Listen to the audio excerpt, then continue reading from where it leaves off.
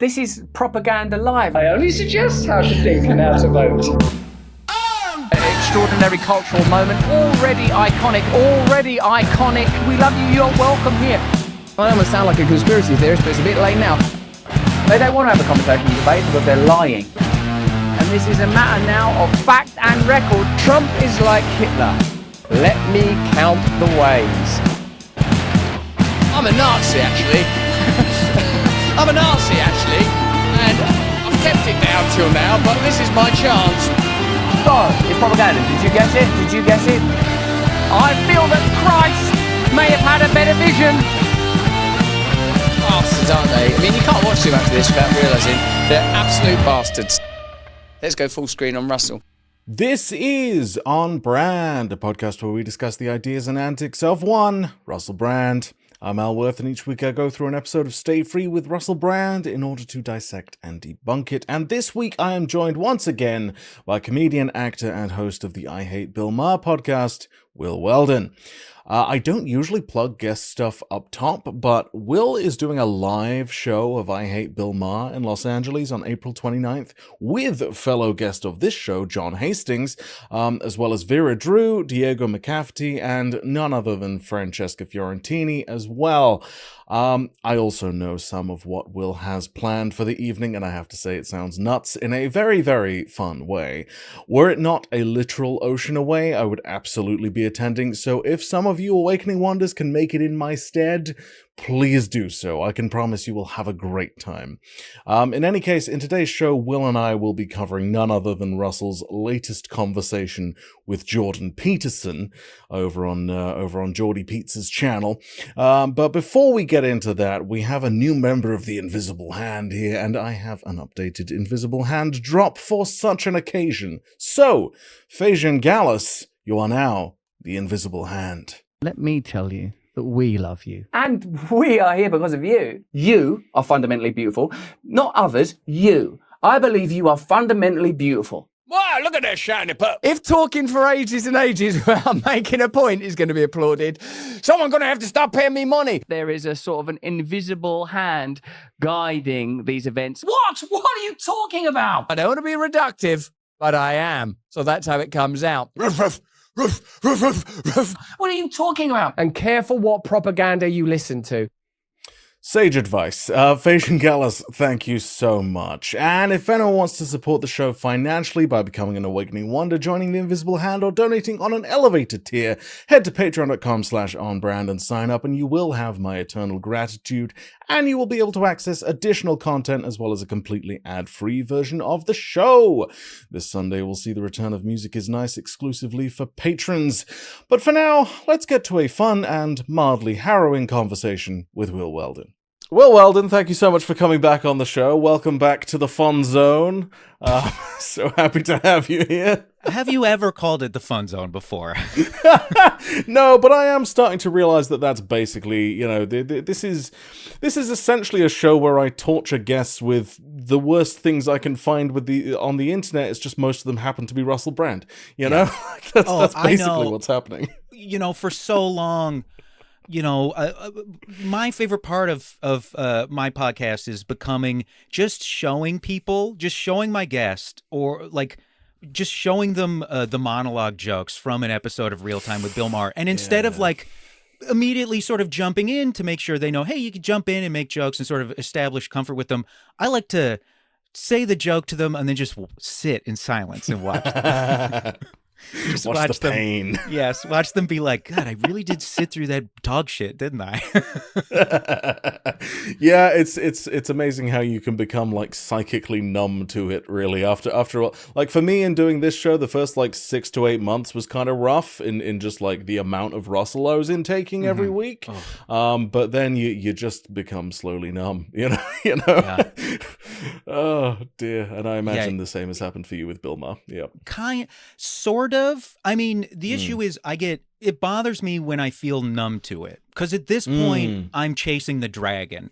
So at this point I'm like, I want something good. And the things I would refer to as good, other people would be like, put that man in jail. But when he says that kind monstrous, of thing, that's good. Yes. yeah. It's like I'm taking the rolled up dollar bill away from my nose, and I'm like, oh yeah, let's write a play, guys. Like that's the shit that energizes me. Your show is I hate Bill Maher. You need something that inspires the hate. That's what you're looking for, you know. Oh yeah. And I just watched the episode of Real Time where he talked about going to the White House to have dinner with Donald Trump, Kid Rock, and Dana White. I was going to ask you about this, right? Because like last time you and I spoke was when I came back to I Hate Bill Maher to cover his Club Random conversation with Kid Rock, during which Kid Rock said he'd fly Bill to the White House for dinner with Trump, which was nuts, and that dinner has since happened, and I've not had the time or capacity to actually follow it fully, so fill me in on the situation. What's been going on? So it's and I'll say, when that was broached, I feel like our general reaction to this was like, yeah, like, sure. Like, this is just like two guys bullshitting with each other. It happened so soon afterwards. And like a week. Yeah, within a week. And he did so it happened. Then his show was on a 1-week hiatus, and he came back. And it's my big thing with it was I was afraid. Obviously, I was obsessed with it and just wanted to know what happened because I have I've had a sick obsession with this guy for a really long time. I was worried it would drive real interest to his show. I was afraid people would care because the last thing I want is for this guy to become relevant again. Despite the fact it might be good for like my Patreon numbers, I just want him to fade away and I want the show to go away because it's so bad. And nobody cared. He did a 13-minute monologue on his show about it, and he kept talking about Donald Trump. He was sane. He listened to me. I know. I'm surprised too. Hate me if you want. He kept saying, hate me if you want. I'm just reporting what happened. And he just couldn't get in his head. The thing is, like, people don't care what happened. Like, the reason people aren't mad at you for being like, oh, the president was charming one-on-one. Yeah, he's the president. Every president, if Bernie Sanders had become president, he would have been two firsts. One, the first Jewish president, and two, the first president who is not charming in a personal capacity one-on-one. Yeah, absolutely. Like there's a reason specific people get that gig, you know? And it's like the issue people had with it is you went and sort of like joked around and with a guy who is like kidnapping green card holders and sending them to a slave labor prison in El Salvador.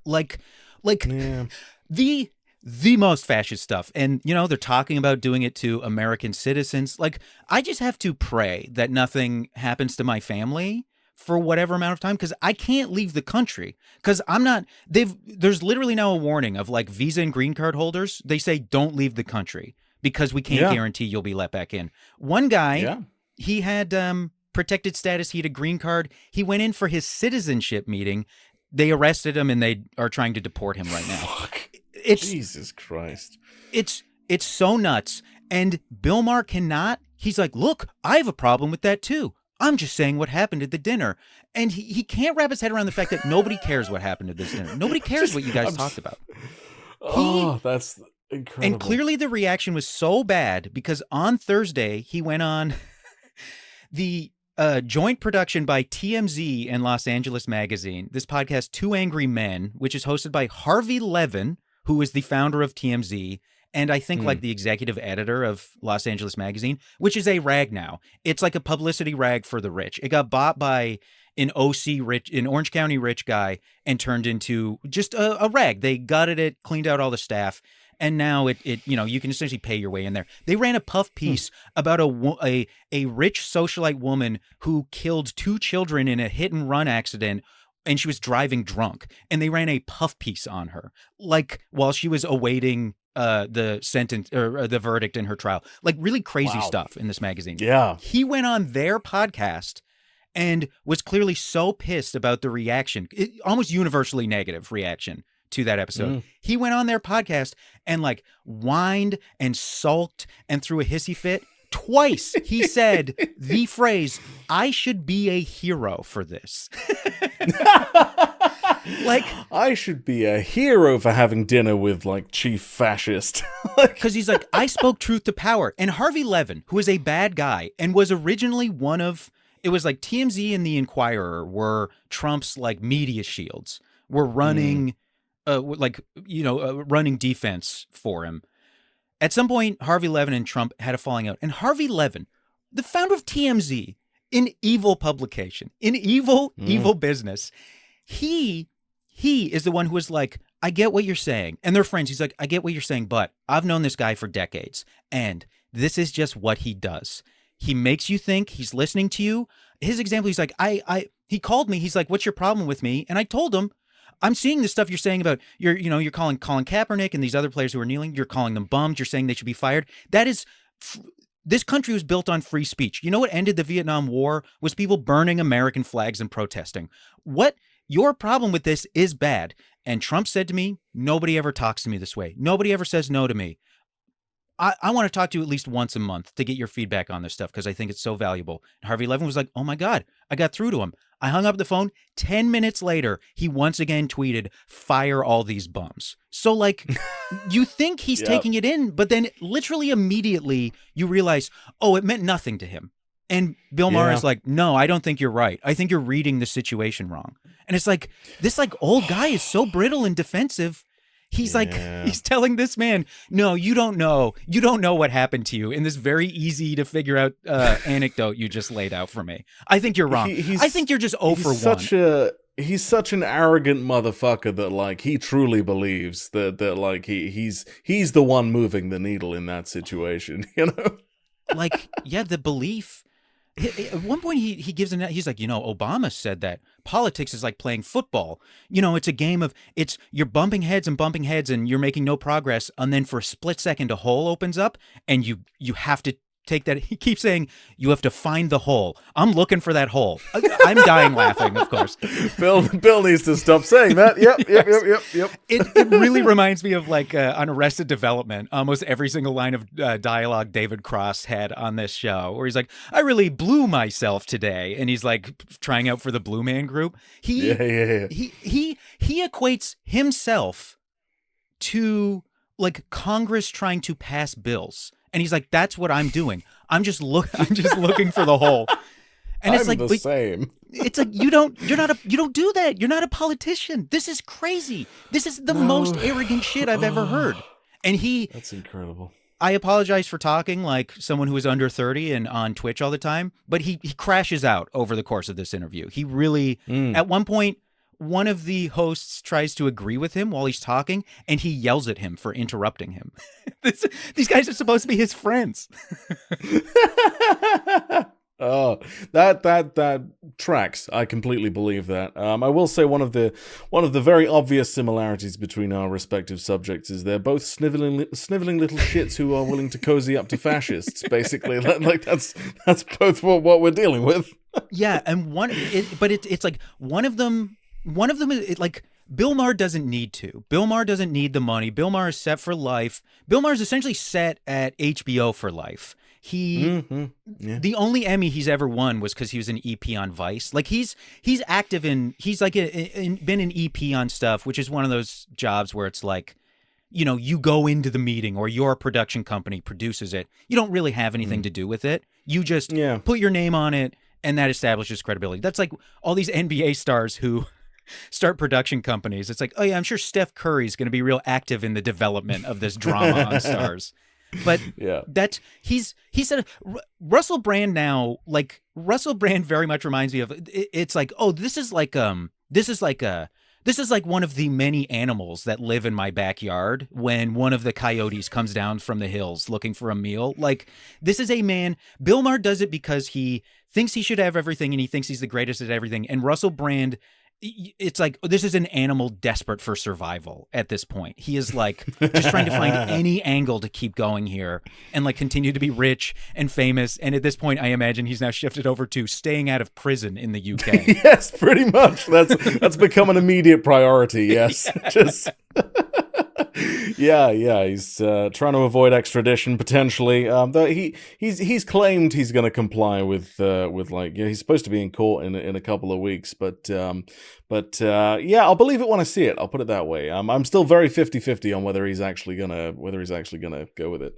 Well, when has he been dishonest in the past? Exactly. Just doesn't seem like much of a liar to me.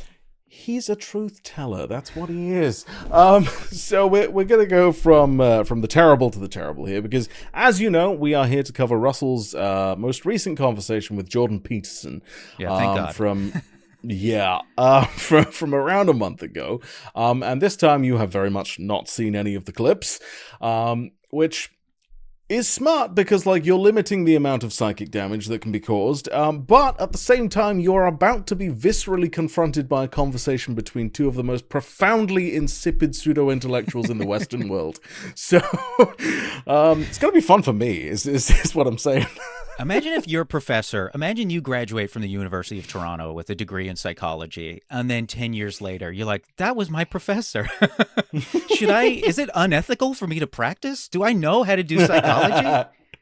Yeah, do I need to go back again? Do I need to go to a different university? What did I learn here from this man? Supposedly his lectures were very, controversial and information light, is what I've heard. And I'm like, yeah, that tracks. That completely makes sense.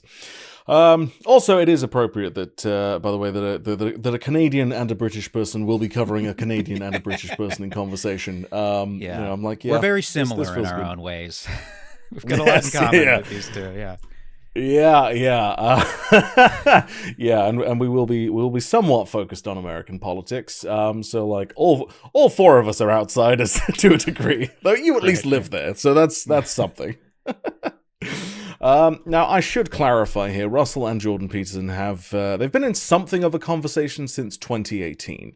That's the first time they properly sat down and had a conversation. And that was back when Russell was still, quote unquote, of the left.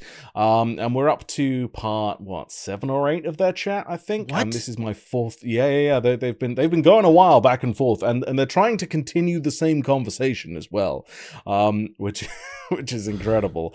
This is my 4th time covering them, so I'm trying to track the threads that are available. For anyone who missed the first few installments, let me give you the Cliff's Notes from my experience. We've got misogyny, Christian zealotry, random pop culture references, some nonsense about archetypes, Jordan Peterson being obsessed with the movie Cabaret, casual racism, and the fact that Jordan Peterson seems to barely know anything even about the things he's supposed to know things about. I'm a complete layperson, and I have had to correct him on what a postmodernist is and what a Marxist is, for instance. I'm like, considering that's all this guy talks about, I'm like, dude, we need to work on some basic definitions here and then move forward. Yeah, I'm assuming all those things you listed, I'm assuming they're in favor of all of them. That was their general stance on all those topics. Yes, yeah, well, loves misogyny, loves casual racism, so, loves Cabaret. Sure, of all the things you listed, that one, I think, is obviously the most fair. Yeah, I think he particularly likes the Nazis in that one. I think that's the actual situation. Okay, well, compliment rescinded. Comment rescinded. Definitely. Yeah. No, he spent a full 10, 15 minutes trying to dissect that with Russell in the last chat. I'm like, what is happening? Now, well, in this conversation, you do get a small amount of mercy, which is that they're having this conversation in person, because if it's ever a digital conversation they're having, between, on, Zoom or whatever, they do the Zoom equivalent of sending 10-minute voice notes back and forth, and then expect people to watch it. So, they will just monologue and take turns monologuing. Does Jordan Peterson also have his camera set up in a way where he's up way too high and it's shooting up at him and he looks insane? I go up higher, but I have a roof in front of me because I'm actually in a closet. What I call my office is a closet. That's the angle I imagine. I imagine it looking like this, where his laptop is just tilted way back and he's looking down at it. He's done one of those, and then he had one that was much more like professionally shot, where it was just like him in like, imagine like the void in the Matrix, where it's all just blanket white, just him on a chair in one of his crazy suits, just sat there like in the void, like like what is happening? It's been so long. I forgot he dresses like there was this. I can't remember his name. There's this guy here. He did infomercials during the '90s where he'd be like, "Order my book, which shows you how to get free money from the government." And Matthew Lesko, and he wore a suit covered in either dollar signs or like he dressed like the Riddler. And now Jordan Peterson dresses like Matthew Lesko. It's like the Riddler's here, Jordan Peterson's here, and Lesko is the one in between them, connecting their sense of style. I can't get over his outfits now. He's got the Riddler look, and he's also got like the Two-Face thing going on, where he's almost like the Harlequin, that situation. And I'm like, what is happening? I will say, I'll reveal the look of the day. It is fairly standard, to be fair. He's just kind of brown suit. He's got incredibly long brown socks on. I've never seen socks this long in my life. Because he has to have one leg over the other at all times, and he frequently will switch. And he's just got the longest socks that I've ever seen in my life. But yeah, fairly standard suit for the day. And Russell is looking pretty normal. Shirt buttons. What we're down to like 5 that are open. So I'm like, yep. What the hell? Yeah, and also, why is it lit? It's like it looks like it's like only backlit. Like they're only using the natural light from the windows behind them. Yeah, it does look like that. It's a weird like little kind of office space. I don't know if this is his usual kind of thing. And this is for the Daily Wire, obviously. That's well, they're doing great right now. They're financially doing really, really, really well. So no concerns whatsoever. Yeah. always great when you fire your always great when you fire your chief content officer because he destroyed your budget making his dream project of adapting a series of Arthurian novels for your boutique conservative TV network that normally just runs movies that cost like $25 to make. Yeah, and inevitably stars Gina Carano. That's it's a remarkable place, and yeah, I mean, I can see why Jordan Peterson feels at home there. That's for sure. In any case, let's get into the first clip here, and I've cut out Jordan Peterson's rambling solo introduction of the thing because he spends 5 minutes trying to describe what this conversation is, and honestly, I understand why he struggled. This is not going to be easy. And we get to what is the very opening of the actual interview. And I promise I haven't edited it. This is just how the interview begins. How's this Christianity thing working out for you? It's a powerful, transforming agent. It's beautiful to moment know that if he is the creator of all things, then his DNA is present in every moment, The continual renewal of the mind that it talks of in Romans, and we're just right in. Here we go. Seems comparable, at least, to ideologies that I'm somewhat more familiar with, corral together loosely under the term New Age. Stay continually present in the moment. Die unto yourself. Allow yourself to die, as it says in Galatians. Be born again, moment to moment. Now, as we enter this period of wild and giddying flux, Jordan, it seems that a route to eternity is a valuable escape hatch to have identified. So how it feels. Okay. Look, I'm reading Genesis right now. Have you read it? Have you done a course on it? He's still at the start. There's even when you're reading about Sodom and Lot, and reading about like a culture of gang rape that precedes the storm of fire. It feels like, I'm reading that. Then I'm like, sort of scrolling on X and looking at the world, and the hills are an inferno. And Britain is beset with a rape gang crisis that appears to be classic. being handled in Classic an one. unusual way bureaucratically. The pillars and institutions are quaking and shaking. Too much inappropriate intersection between the judiciary, the media, and the government. Not enough proper coordination and interconnection and communication between those same institutions. Because I suppose you want coordination, but what you don't want is conspiracy. You want agreement in corruption. principle, which is very different than like conscious and, what would you say, incentivized coordination. Okay. So, firstly, that's a taste of how this conversation's going to go. He's so bad at being a Christian. That is just not how. I don't care what sect. Christians don't talk like that. I've been around them my whole life. I grew up Catholic. I'm now in a country where there are like so many weird strains of like Protestantism in America. You can tell it's not real because he still just talks like a New Age guy. Like that is just New Age shit. The way he talks, Christ. Also, we all know Christ didn't create anything. Christ is the Son of God. And if you want to try to get into like semantics, he's still, he's the Son of God, but he's still a form of God. Right. But there's still God, the form of God, the Father, at least in people don't think of Christ. Christ is not the creator here. He is like all of us, a creation of the creator. So like fundamentally, I don't think he fully wraps his head around what he's supposed to be saying. He's got to lose those bracelets. The dual chunky wooden bead bracelets, it's impossible to wear those and come off like a Christian. It's impossible to wear those and come off like a Christian. That is not Christian paraphernalia. He could do the big like chunky leather ones if he wants. Some like new, like young Christian guys will wear those. The big wooden beads. Nope. That is not Christian stuff. Yeah. He'll wear a crucifix. A lot of his audience have suggested that he might want to try cutting his hair and shaving his beard as well, which is really funny to me.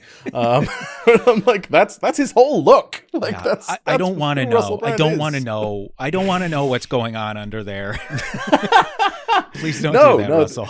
The only pictures available of him without those things are from when he was like 15.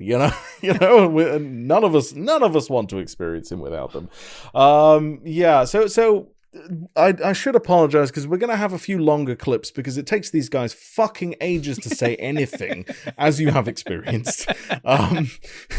It just like we're going to be dealing with less than a third of the thing in total, but like I can promise it will be arduous enough because Russell and Jordan are two of the most pretentious people on the planet who will at any opportunity use 15 words where they could have used one.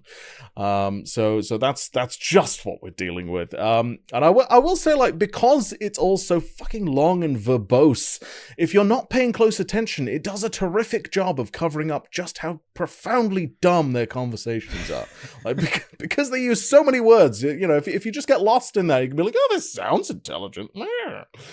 No, it's preposterous. That might be you being charitable, because I have to say, I think it sounds stupid to anybody who is even paying attention, unless they're the classic dumb guy who thinks they're smart.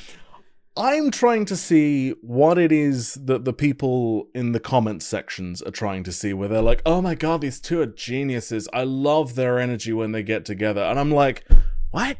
Like, I'm trying to figure that out. I want to see the world through their eyes. It sounds much more pleasant to me. I'm like, yeah, give me that shit. I'd love to see life like you do. That sounds fantastic. Because this is abysmal.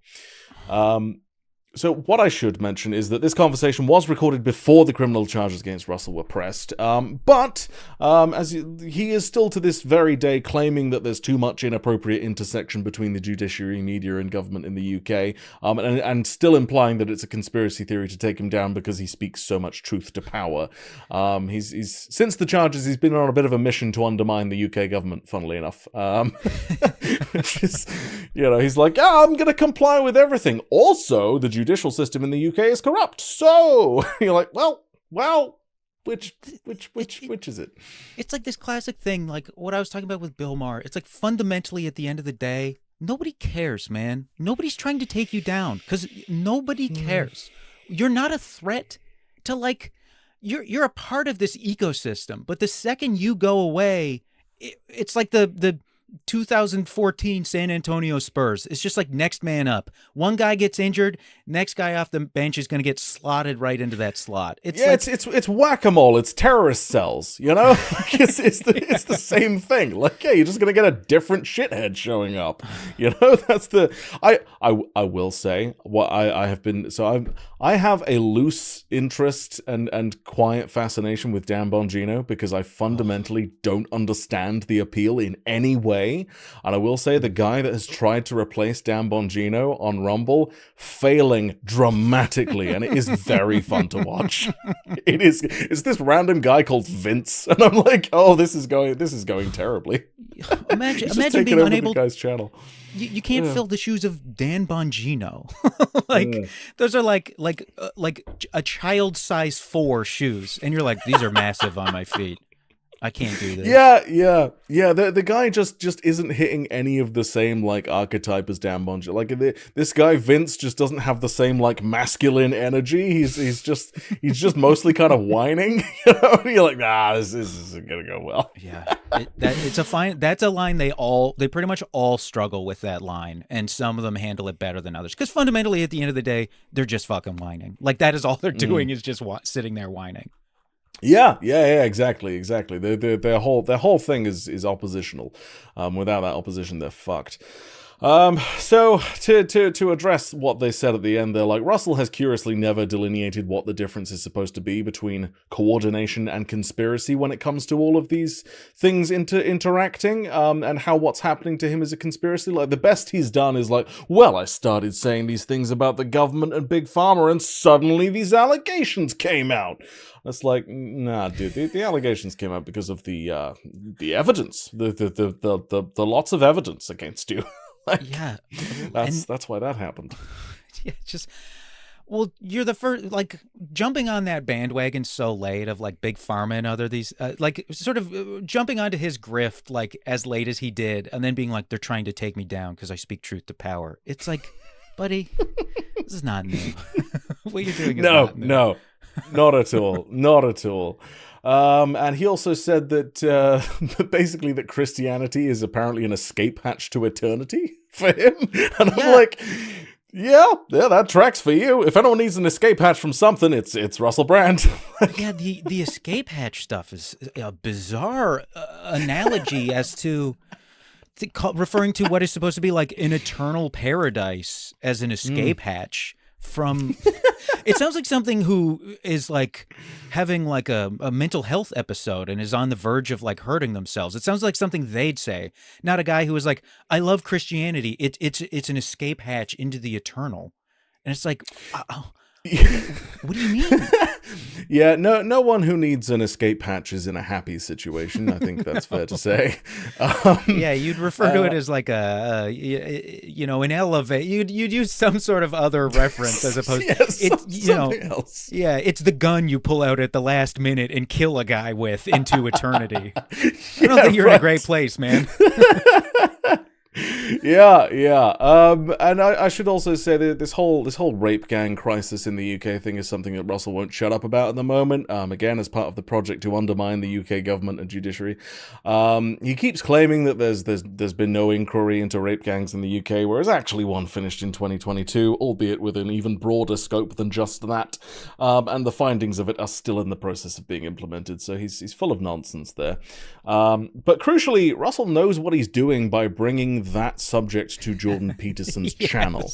Because like the whole rape gang narrative is one heavily leaned into by the likes of Tommy Robinson, along with the claim that it's all Muslim migrants that are doing it. And I can assure you there are plenty of white Christian men engaging in that behavior. Nonetheless, it fits into the racist narrative, so Tommy Robinson is going to spout it. And where does he go to do that? Well, last year, about a couple of weeks before he helped spark literal race riots in the UK, Tommy Robinson spent an hour and a half in conversation with Jordan Peterson and his wife Tammy, making all sorts of grand claims about what life is like in the UK, and telling a lot of lies about migrants. Jordan Peterson is firmly on the side of Tommy Robinson and believes he's been wrongly imprisoned, and so Russell knows he's preaching to the choir when he's bringing up that particular subject, right? Wrongly imprisoned, like, you know, at least like classical fascists were like, yes, I broke the law because the laws are unjust. Whereas these guys are like, I didn't do anything wrong. It's like, man, it's on tape. You started and participated in a race riot.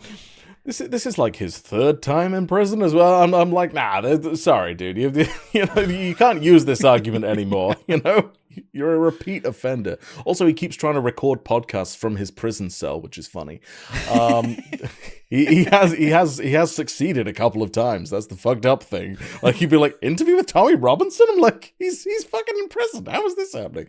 It's got the prison a bit perplexed. And yeah, I also hope that I don't need to say this to any listener of this specific show, but if you're looking at the world through the lens of what's being shown to you on X, stop doing that.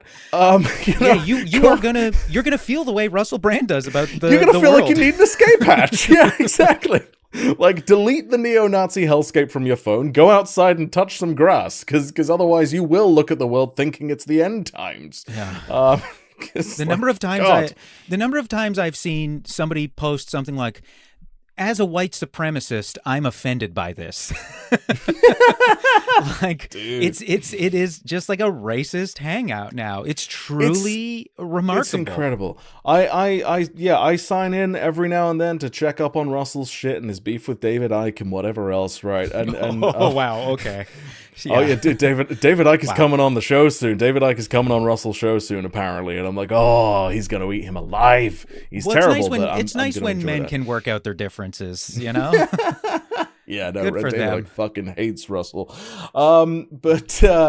But yeah, I sign in every now and then, and every single time, right? The only people that I'm following on there are like, left wing kind of commentator people and whatever. And yet every single time I will be confronted, the first thing I see will either be a tweet from Elon Musk, or it'll be some kind of racist meme, or it'll be porn, or it'll be like something fucking gore related. Like, that's what I get, no matter what. And because that's just what's forced upon you. And I'm just like, this is hell. Why does anyone come here? This is terrible. This is objectively terrible. Yeah, it has no value. It's worth nothing. No, I really don't understand it. And I'm like, yeah, no wonder you're all going fucking nuts. Like, this is like, I'm literally seeing like Nazi memes and shit on there. I'm like, yeah, if you're spending all day just drinking that in, like, yeah, that's gonna get to you eventually. That's gonna come for you. Yeah, it's bad. Dear. Quite bad. Yeah, it's not great. That is the assessment of this show. It's not great. Now, I've been calling Russell out for a little while because he's long claimed to be anti-globalist, right? And yet he is vocally supportive of Elon Musk, and of Donald Trump's plans to take over various portions of the planet. And in this next clip, he has a handy explanation for that. Seek thee first the kingdom of God. Right. Seek thee first the kingdom of God. And then I'm thinking, I'm in a conversation right now with Jordan Peterson, and how do I orient myself in this moment, in this situation? Now, it feels like amidst the flux that we've earlier addressed, or at least alluded to, it appears that much of what you came to represent as you emerged in public life has proven to be true. It's not like the culture has just shifted. We aren't going to see so many pronouns in the bios. We're not going to see an escalation in gender approving surgery. Hopefully that won't be concomitant with a lack of compassion for some people that are different and do identify differently. Indeed, one of the things I'm most hopeful about, Jordan, is that with the transitions of power that are taking place and the way that it appears to be bleeding, or at least influencing outside of its political jurisdiction, like we're seeing, like how American power, and in particular the influence of Elon Musk, which is a truly global power. And now when I said globalism like 18 months ago, I meant something different to what I might mean when I say globalism now. I see. It appears that Elon Musk, in a matter of posts, can disrupt, elevate new potential kings, desiccate them and remove them in a matter of moments. And it's interesting to see how the old world will reorder itself on the basis of what's emergent now. Okay, so he's a globalist, but he's a different type of globalist, and that makes it different. When Elon Musk can disrupt, elevate new potential kings, and desiccate and remove them in a matter of moments, that's all right, is it? Elon Musk is global power, apparently, and that's just fine and dandy. I'm going to say, if you had a problem with globalist previously, but now you're like, but I'm okay with white South African globalists, that to me is a little alarming. I'm okay with apartheid globalists. Now that's a different situation. I'm a little troubled by which globalist you were referring to the first time. What maybe you meant by globalists that first time. If the ones you approve of are in the vein of Elon Musk. Yeah, he takes issue with like Klaus Schwab and George Soros and Bill Gates, but Elon Musk, he's like, yeah, that's my guy. Like, wait, what? I'm going to keep track of how many times he says flux. I'm curious if he's going to keep hammering flux. Yeah, it comes back. It does come back. I'm not going to lie to you. Yeah. Also, this notion that what Jordan Peterson came to represent has proven true. Like, the guy is part of a years-long project of bigotry and eroding human rights while promoting aggressive free market capitalism, and him and the alt-right are in general the loudest voices in media. Like, that wasn't prescience, that was planning. That's what that fucking was. Yeah, like it's like it was a part of a trend that was already ongoing. Like, I suppose congratulations for like hopping on that train. Yeah. I am always irritated by the like, of course we must have compassion. It's like, listen, it is not the 2000s. It's not the 2010s. You don't have to do this anymore. You can just say the bigotry. In fact, your fans would prefer it if you just said the bigotry. Like, genuinely. Nobody's fooled. Nobody likes it. Nobody's soothed. Nobody believes you. Like, enough with this. Genuinely, I have just done an episode on how hard Russell is leaning into anti-trans bigotry. So, like, you can pretty much ignore literally anything he says about being compassionate towards those who are different. Like, he just recently claimed that trans people are basically part of a secular, satanic, globalist agenda designed to confuse and distract everyone, whilst also arguing that sex is binary as well, and, like, supporting the Supreme Court ruling in the UK. And you're like, fuck you. Yeah. just fuck you. Like, I guess I don't know, maybe it's an attempt at, like, you know, planning for the future of being like, well, maybe I can hop back on, I can get a few like normal people to be my fans again somewhere down the road, but it just is like, it's so unnecessary, you know. We don't, nobody falls for it. Your fans don't like it. Nor like regular compassionate people aren't fooled by it. Like, come on, it's you know, the most obnoxious part. It's not the most immoral part, but it is the part that I find just generally the most immediately annoying, where it's like, stop, don't lie to me. Come on. Yeah, and I will say, from like someone who's, you know, I keep an eye on like the live chats and everything when I'm watching this bullshit, if I manage to catch it at the right time, and like the moments I've seen his audience the happiest are when he's like outwardly saying like, oh well, the Bible says gay people are bad, or like making fun of the Jews, or if he's saying anything negative about trans people, his audience are like, yeah, this is the shit. I'm like, okay, yeah, that's where we're at, you know. Why are you trying to fight it, Russell? Why you've come this far, you know?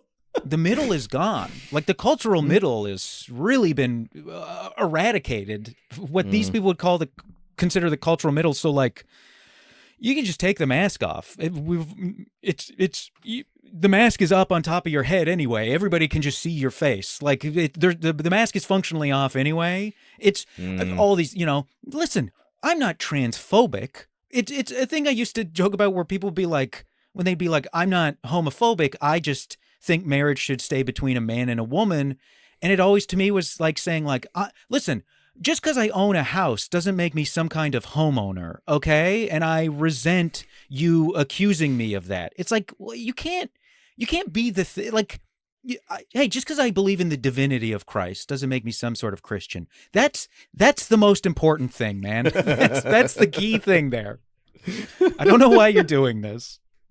Yep. It's a fucking waste of everybody's time and very annoying for literally everyone involved. Although we know they love talking, so maybe that's why he does it. He's like, ooh, a chance at true. more If he- words. If he thinks of words, he must immediately verbalize them. That's the rule. So now from here, we eventually come to Jordan Peterson's assessment of what government should be. And do bear in mind, both of these individuals are ardent supporters of Donald Trump.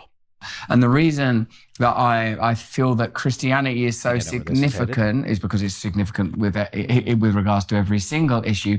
But now that we don't have, as we did with the previous project, an attempt to completely control ideological life through politics. We're not going to be altering language wildly and radically. We're not at war with nature and old taxonomies. We're not seeking to annihilate the principle of God that we may lay claim to his kingdom. I wonder how these new forms of government may evolve and unfold. And I wonder how these new forms of nationalism might develop.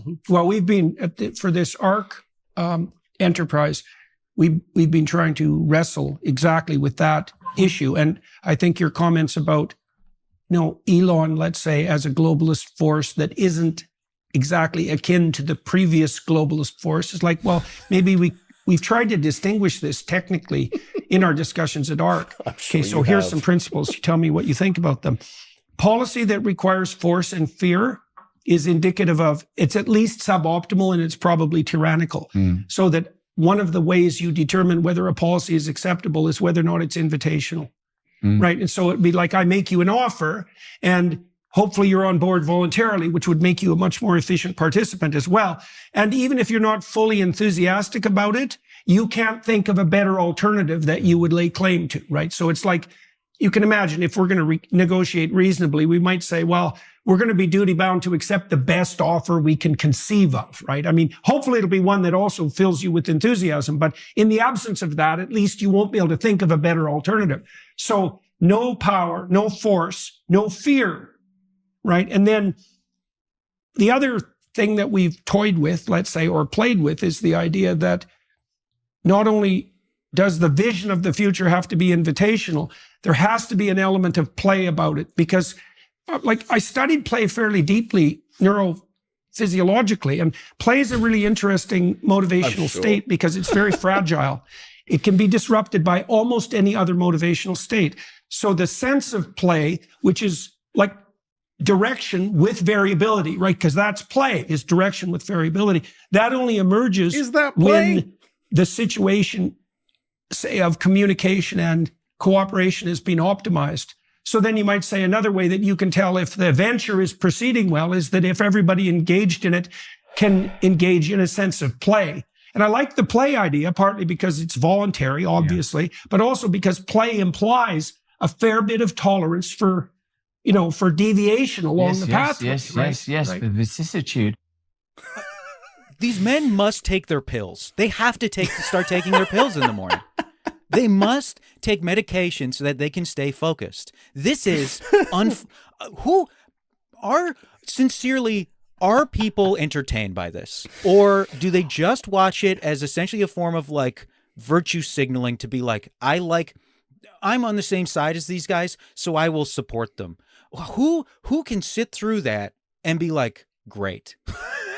I genuinely don't. Like, there's a full hour and 15 of this conversation, right? That's and you're just like, how, why? Like, I had to sit through it, but not out of enjoyment. That's not why I'm here. An hour and 14, they don't say anything.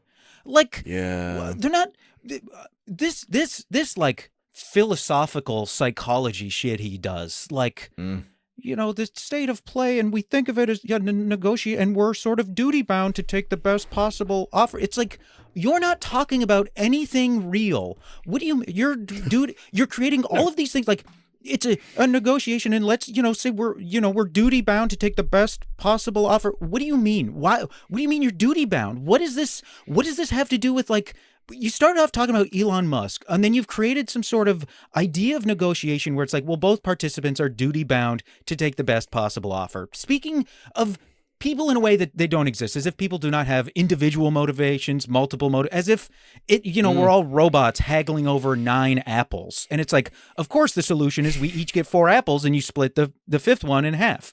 Like, it's so divorced from reality, where we are, what we are, where we live. Like, I have been put into some sort of bizarre probe, and I have been launched interdimensionally, and now I am floating through goo where 2 guys are talking literally like using words in a way that technically makes sense as sentences, but are incomprehensible. I have to assume even to themselves. Like, what do they think they're talking about? You do have to wonder what degree of comprehension there is in this conversation between the two of them. How much of the other one is being understood. I would be fascinated to know, because there is a little bit of talking past each other. That has been a consistent theme of these little chats that they like to have. And to address their points, well, I have to ask, as I'm not over there, do things feel particularly playful in the United States right now?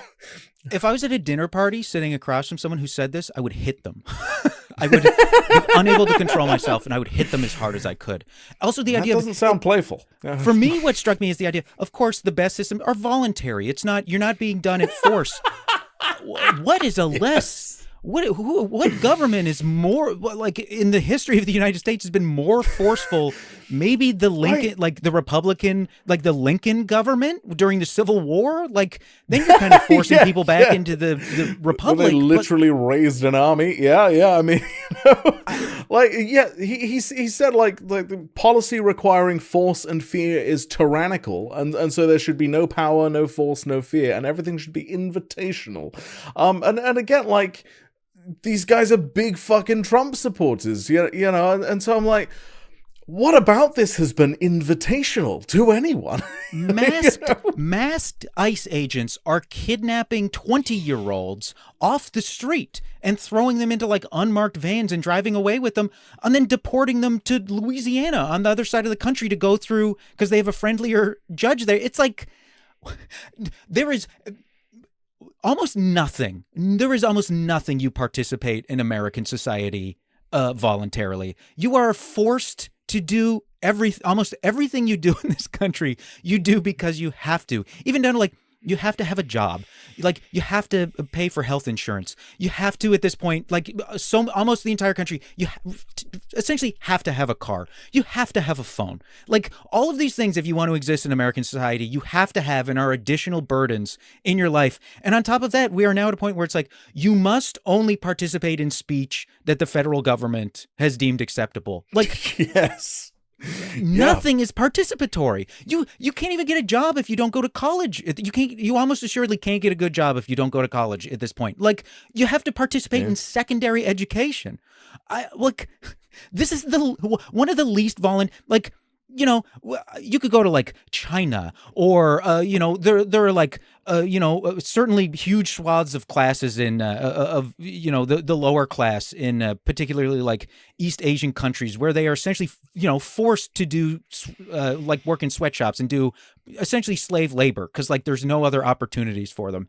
And it's like, these guys are like, I love the way American society is voluntarily heading in that direction. It's like, I hate pointing out hypocrisy. I hate doing the hypocrisy thing still. This isn't even hypocrisy. It is so fundamentally wrong at its very core premise. I cannot believe these guys live in a room on the moon, not even our moon.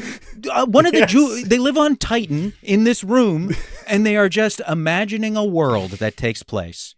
They live in the white void of the Matrix. That's where they live. And as for Russell, like at the top there, he said Christianity, and he's meaning within the Trump administration. Through Christianity, there won't be an attempt to control ideological life through politics. There won't be an altering of language, and we won't be at war with nature. And like, in case I need to state the obvious for anyone, MAGA and Maher are inherently ideological in their nature and aims. And within all of this, like, yeah, I do have to ask myself whether these two men are engaging with reality in literally any way, or if they're just playing around with what they like to think is happening in the United States.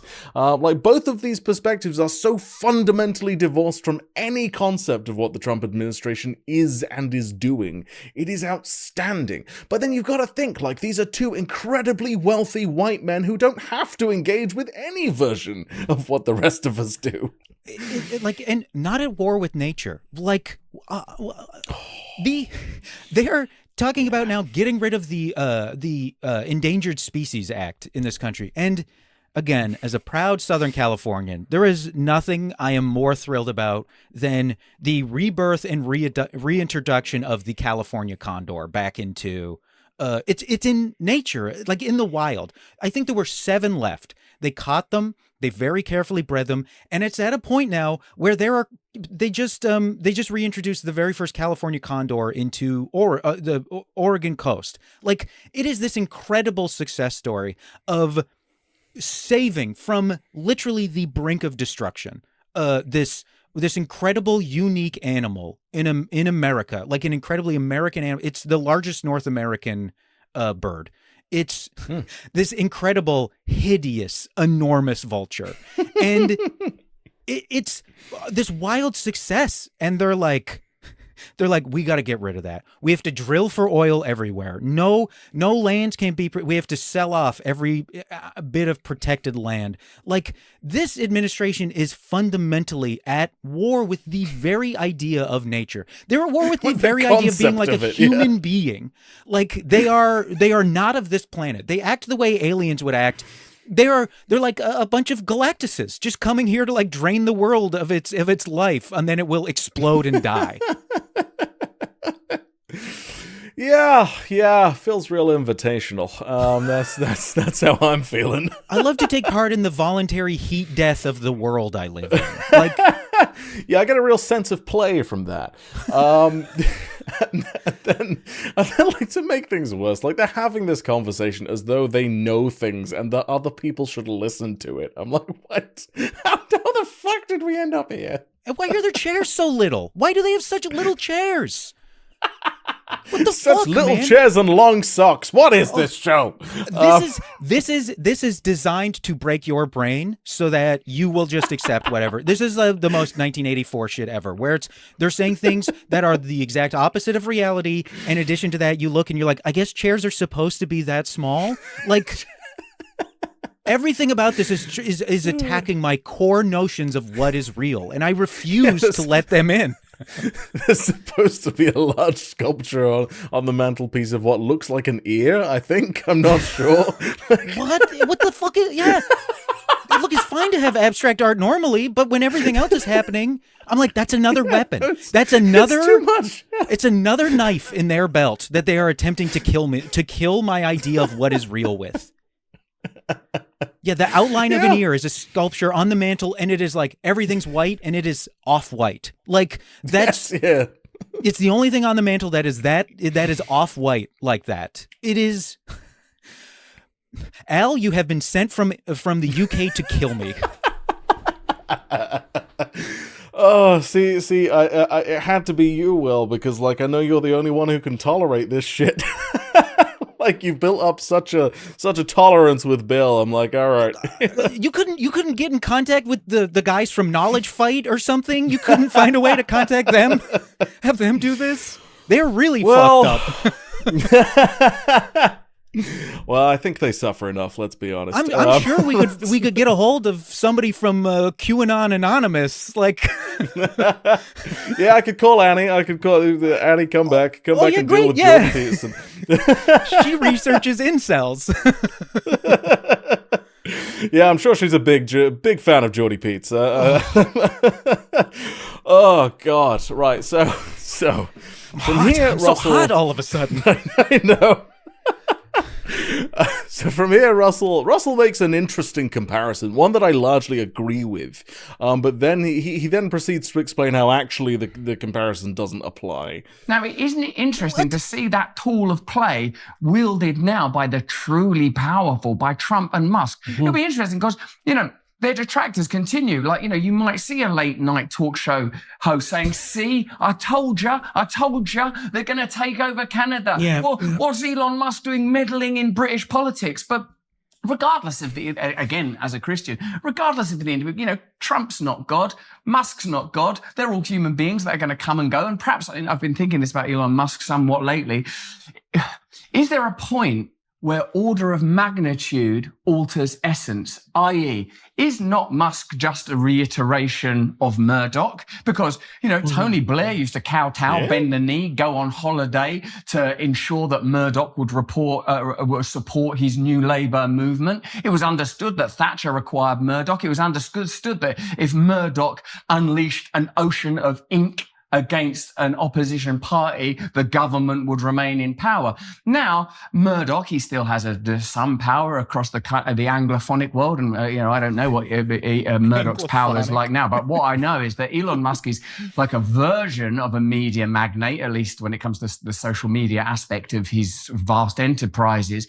But when it becomes not a 20-minute perusal of some rag, but an ever-present mirror reflecting back an ongoing conversation, the ability to maneuver and censor that, as well as the manner in which he's conducting that conversation. Again, not the sort of what would appear to be, and perhaps I'm being naive, the economically led kind of, I imagine, Dow Jones watching sort of traditional entrenched mentality of digger, for that was the nickname, wasn't it, of Murdoch. You now see this perhaps again, it's the technology that leads, because the technology now, diffuse, cybernetic, instantaneous systems taking place in the present, because our systems for understanding God were mechanical in the industrial age. They were agricultural at the advent of that significant seismic shift in our kind's Weltanschauung. So now that we have this instantaneous, omnipresent potentiality,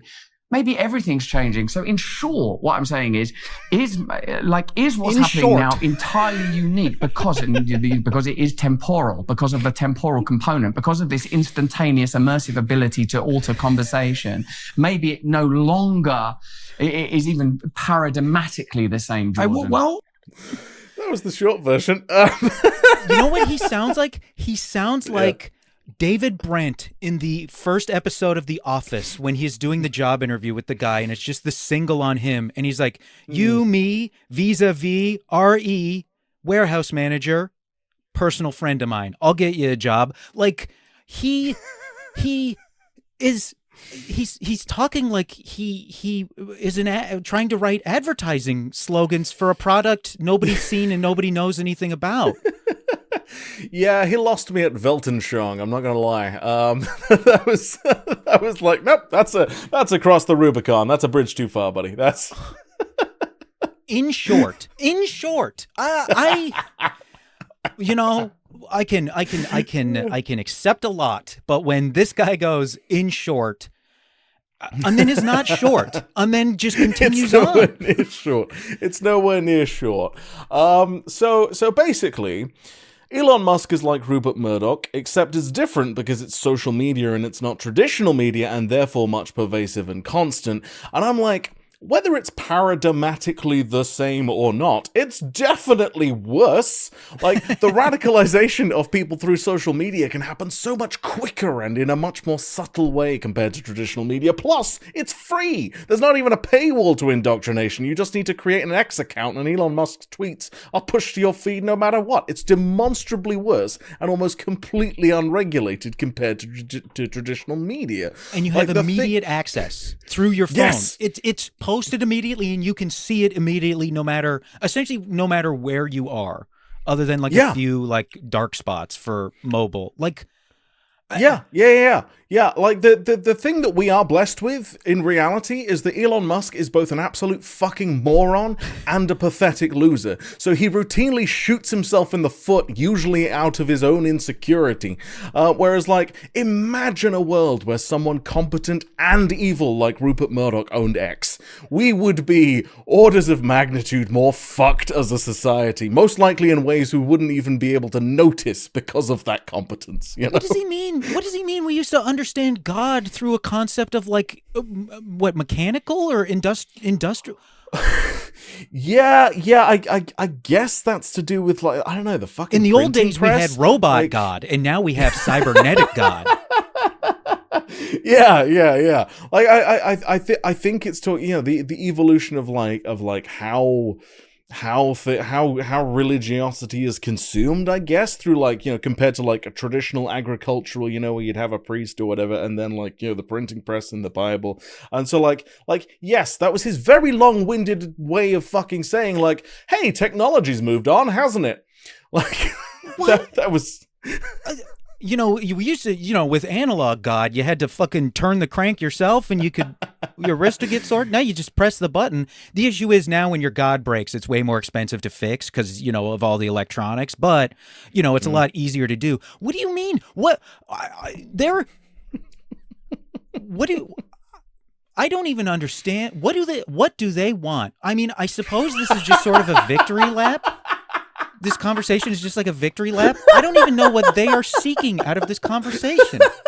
Sorry, you said that as though you're in like a hostage situation. You're like, what do they want? It's like the guy taking the hostage calls you up and is like, first of all, the religiosity of modern day means we can, you know, thought patterns can divide the information sphere with but a blink of the eye. And the hostage negotiator is covering it like, what's he talking about? What? How do I deal with this? Get the snipers. Why don't we just gas the whole? Just kill the hostages. I can't listen to this anymore. Yeah, the hostages are just an acceptable loss at this point. Just fill it with sarin gas. I can't do it. I have to get home for dinner. I can't keep listening to this. This is too much. This is too much. Oh dear. Now I am happy that you're here, Will, because it's at this moment that Jordan Peterson decides to bring up Canadian politics. Well, you know, I just did an interview with Pierre Poilievre, who's going to be the next Prime Minister of Canada in all likelihood. And he chose to speak with me in depth instead of talking to the legacy media, let's say. And it was actually rather comical from my perspective because all the legacy media outlets in Canada had to play catch up, which I contemplated with some degree of, you know, inappropriate satisfaction. But there's something. So we had to talk about that. Why because would it be inappropriate? Poilievre had expressed some doubts about his performance in the discussion. He said there were many topics he didn't get to. And so we talked about that. And I said, well, you know, the long form podcast format can't be manipulated a priori successfully, because if you come to the podcast with a set of talking points and you stick to your script, you're going to get, first of all, no one will watch you. And I've seen this with political figures. This isn't a guess. I know this is the case. No one will watch you and all the comments will be negative. You have to come there knowing where you stand, but ready to follow the thread of the conversation wherever it goes. And to do that, you have to sacrifice the pre-planning. Okay, so then we might look into that more deeply and we might say, well, now that video is predominating, let's say, over the written word, that means that might mean the reemergence of something like spontaneity over propaganda. Like that could be the case because the new media forms do prioritize spontaneity instead of preparation. Now, you can see that as a technological shift. You know, back when bandwidth was staggeringly expensive and every second on broadcast media cost a fortune, you could imagine that risk minimization was the name of the game and that every second had to be controlled. But that restriction is no longer present, even at all. And so what that should mean, what that might mean, and that's what you're referring to, is that an entirely new form of political discourse might emerge, and that people who are capable of generating a certain degree of perspicacity and wisdom spontaneously are going to be prioritized over those who have a bent towards incentivized or instrumental manipulation. I mean, Polyev could do that, right? He had a conversation with me. He got no questions ahead of time, none. And he was willing to go along with that. But it is really a completely different way of. Now, we've been talking to Democrats too, trying to get them on the podcast circuit. And the resistance so far has been the utter inability and unwillingness of people on the Democrat side to forego their pre-planned agenda with regards to a conversation. Okay, so I will say this. If he had just stopped after the first 20 seconds, I would have been like, oh, he's right. You know, it's like we are entering into a media world where, you know, younger voters prioritize things like podcasts. And if you go on a podcast, if you do an AMA on Reddit and you are trying to come in and just work in your script, people will get mad. Like, it'll be very negatively received. And then he look up Woody going. Harrelson Rampart, everybody. Dude. And yeah, just all the questions like, so your dad, you know your dad killed that judge, right? Like, your dad definitely killed that judge. really trying to keep this to the subject of Rampart. Okay, do you think the corrupt officers at Rampart would have prosecuted your dad for killing that judge? I don't got any questions about the movie. That's the thing. Like most of that was Jordan Peterson's long-winded, drawn-out way of saying, like, hey, look, media has changed because we no longer need broadcast television and people can talk to their audience directly. Like, firstly, thank you for stating the obvious in the most overblown way possible. Jesus fucking Christ. But like the bit at the end there was like, okay, so Democrats are wrong to perhaps want to know in advance what a bad faith asshole like Jordan Peterson might ask them were they to have a conversation on camera. You know, I'm like, yeah, if I was heading into that situation, I might want to know in dealing with this particular individual, you know? Yeah, it's like, why would a Democrat ever give any of these guys, edit control? Like, control, it, like... You know why they won't do it? Because they don't trust you. So it makes, it's like Kamala Harris went on Breakfast Club, which is like a really popular morning radio show. I think it's in Los Angeles, but it's like it's on like a hip hop network, I'm pretty sure. And like it's like young people, and especially like young black people, they like Breakfast Club, and she went on that and they just had a conversation. I don't think she got the questions in advance. I don't think they, because the conversation was the kind where you're like, well, this is not. And it also is like, well, you have a Democrat on, you're going to talk like a lunatic, you're going to be the most hostile lunatic you possibly can to them. You have a Republican on, and you're just going to be like, so we both agree that the neurons of the greater universe are colliding in truly transcendent ways and illuminating the path Trump took to the presidency. And they're going to go, yes. Like, yeah, 100%. Like to right. So on a separate note, fuck Pierre Poliver, right? That should just be the weasel. General fucking world. Like he made a number of claims in his chat with Jordan, including that socialist policies redistribute to the wealthy, and he can prove it. He didn't bother to actually prove it in the moment, and Jordan Peterson never pressed him on it, and you're like, yeah, okay. And he also said that a rise in race-related hate crimes in Canada is actually because of wokeism. I'm like, yeah, that's a different conversation to if you'd had a Democrat on there. I'm afraid that just is. Double fuck that guy. Yeah, I mean he's truly reconciling with the bed he attempted to make for himself, and now it's. You portray yourself as the ultimate outsider, but then the guy you kind of broadly, vaguely aligned yourself with his principles. He's become the number one enemy in the country you're trying to govern. And now, I mean, the idea of a central banker being the outsider candidate is so insane. And yet here we are with Mark Carney as the outsider candidate. A truly remarkable turn of events. Yeah. Yes. Yeah. I will say he picked his moment. Like that was the time to call a snap election. That was like, whoop, yep, this is it. Yeah. I mean, and it is a thing too, where guys like that, they, even if it had been, you essentially have to get an election going as quickly as possible because he has to he can't not represent a riding in Parliament for long before people will start to get like annoyed that he is the leader of. But yes, also like you said, it's like, oh, I'm gonna Make the most of this. Yeah, and it's like Trump has been smart enough to stop talking about. I feel like they probably called him and they're like, you got to stop talking about Canada because every single time you do, it helps Mark Carney. And now there's some polls showing a bit of a dip for the Liberals, but like, I don't know, man. It feels kind of, it feels pretty likely that he's going to end up, they're going to end up with like at least a minority government, governing things. And then they can get probably what's left of the NDP on their side. Like, yeah, Trump really fucked it for the alt-right in Canada, which has been deeply funny to watch. it's so good. It is. It's so, and also I hate Chrystia Freeland too. I also hate her. And she previously was like the chosen one to follow Justin Trudeau as the leader of that party. And this whole turn of events, just sort of ignoring what Mark Carney is already saying his plans for the country are. I'm just going to enjoy the moment, I'm going to enjoy that this disgusting guy from where I grew up that I hate is going to lose after seeming like he had they were going to win like Tony Blair Labor style is what they were originally projected to do. Yeah.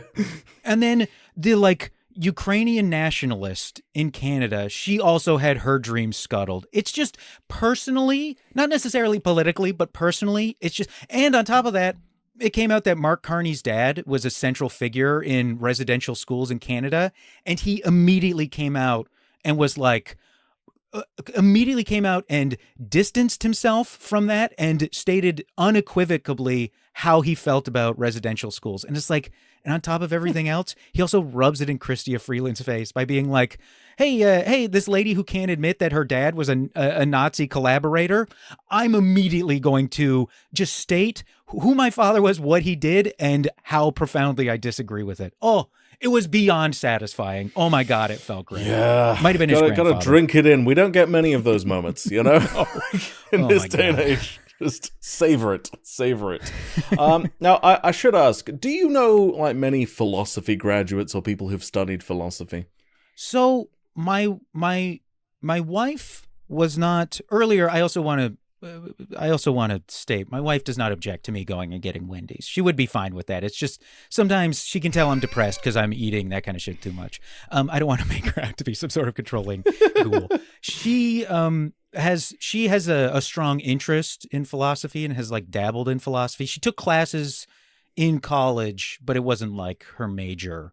Or it wasn't her primary study, but she is very interested in philosophy, and we can talk about it for like 5 to 10 minutes before she starts to lose me. So yes, right. Okay. I think my brother's a psychology major. So yes, I have at least one person who does like to at least talk about philosophy. Okay. So I've spent a reasonable amount of time getting high with people who've studied philosophy. And this next clip really started to feel familiar to me by the end. Some time ago, you said we were entering this era of new kings. You said it, I don't know when you started saying it, but you said it to me about a year ago. New kings, you said, and I clocked it and thought it was interesting. And now we're sort of seeing how that's playing out. The boundaries are shifting. Kind of a sort of cybernetic gerrymandering as the sort of the space moves beyond geography and into something more conceptual yet actual, in so much as it can be administrated and it can be controlled. Now, to your point about spontaneity, I wonder if it's in any way ultimately distinct from the sort of Socratic idea that the spoken word had a distinct authenticity from the written. I agree. Word. Well, and it was Socrates who decried that, if I remember correctly, right? He was afraid that if the written took primacy, that the concretization of thought would eliminate. I mean, I think Foucault wrote about that, as a matter of fact, in favor of Socrates' proposition that the spoken should take priority over the written. But it does have something to do with this paradoxical relationship between propagandizing and pre-preparation. And See, it isn't obvious to me that you can lie effectively, spontaneously in a conversation. No, not necessarily continually. Now, you remember about 500,000 words ago, 10 minutes ago, at the beginning of our conversation, we both speak relatively quickly. I mentioned that an ever-present, omnipresent God, if God is the absolute creator, atemporal, aspatial, outside of the limitations of space and time, it struck me the other day as I was having one of these kind of transcendent experiences that I've been having since becoming Christian, that God would be present in every moment and discernible in every interaction, that there would indeed be a narrativizable lessons. Discernment is the right word there, because that's what discernment is for. Discernment is to find the path where the sacred manifests itself in each moment. Yeah, to detect or divine. To divine. Yeah, to divine. Where is it? Yeah, Where is the to divine? feel it Where out. is God? Absolutely. Like that other, like divine as a transitive verb, rather than as a description of sublime.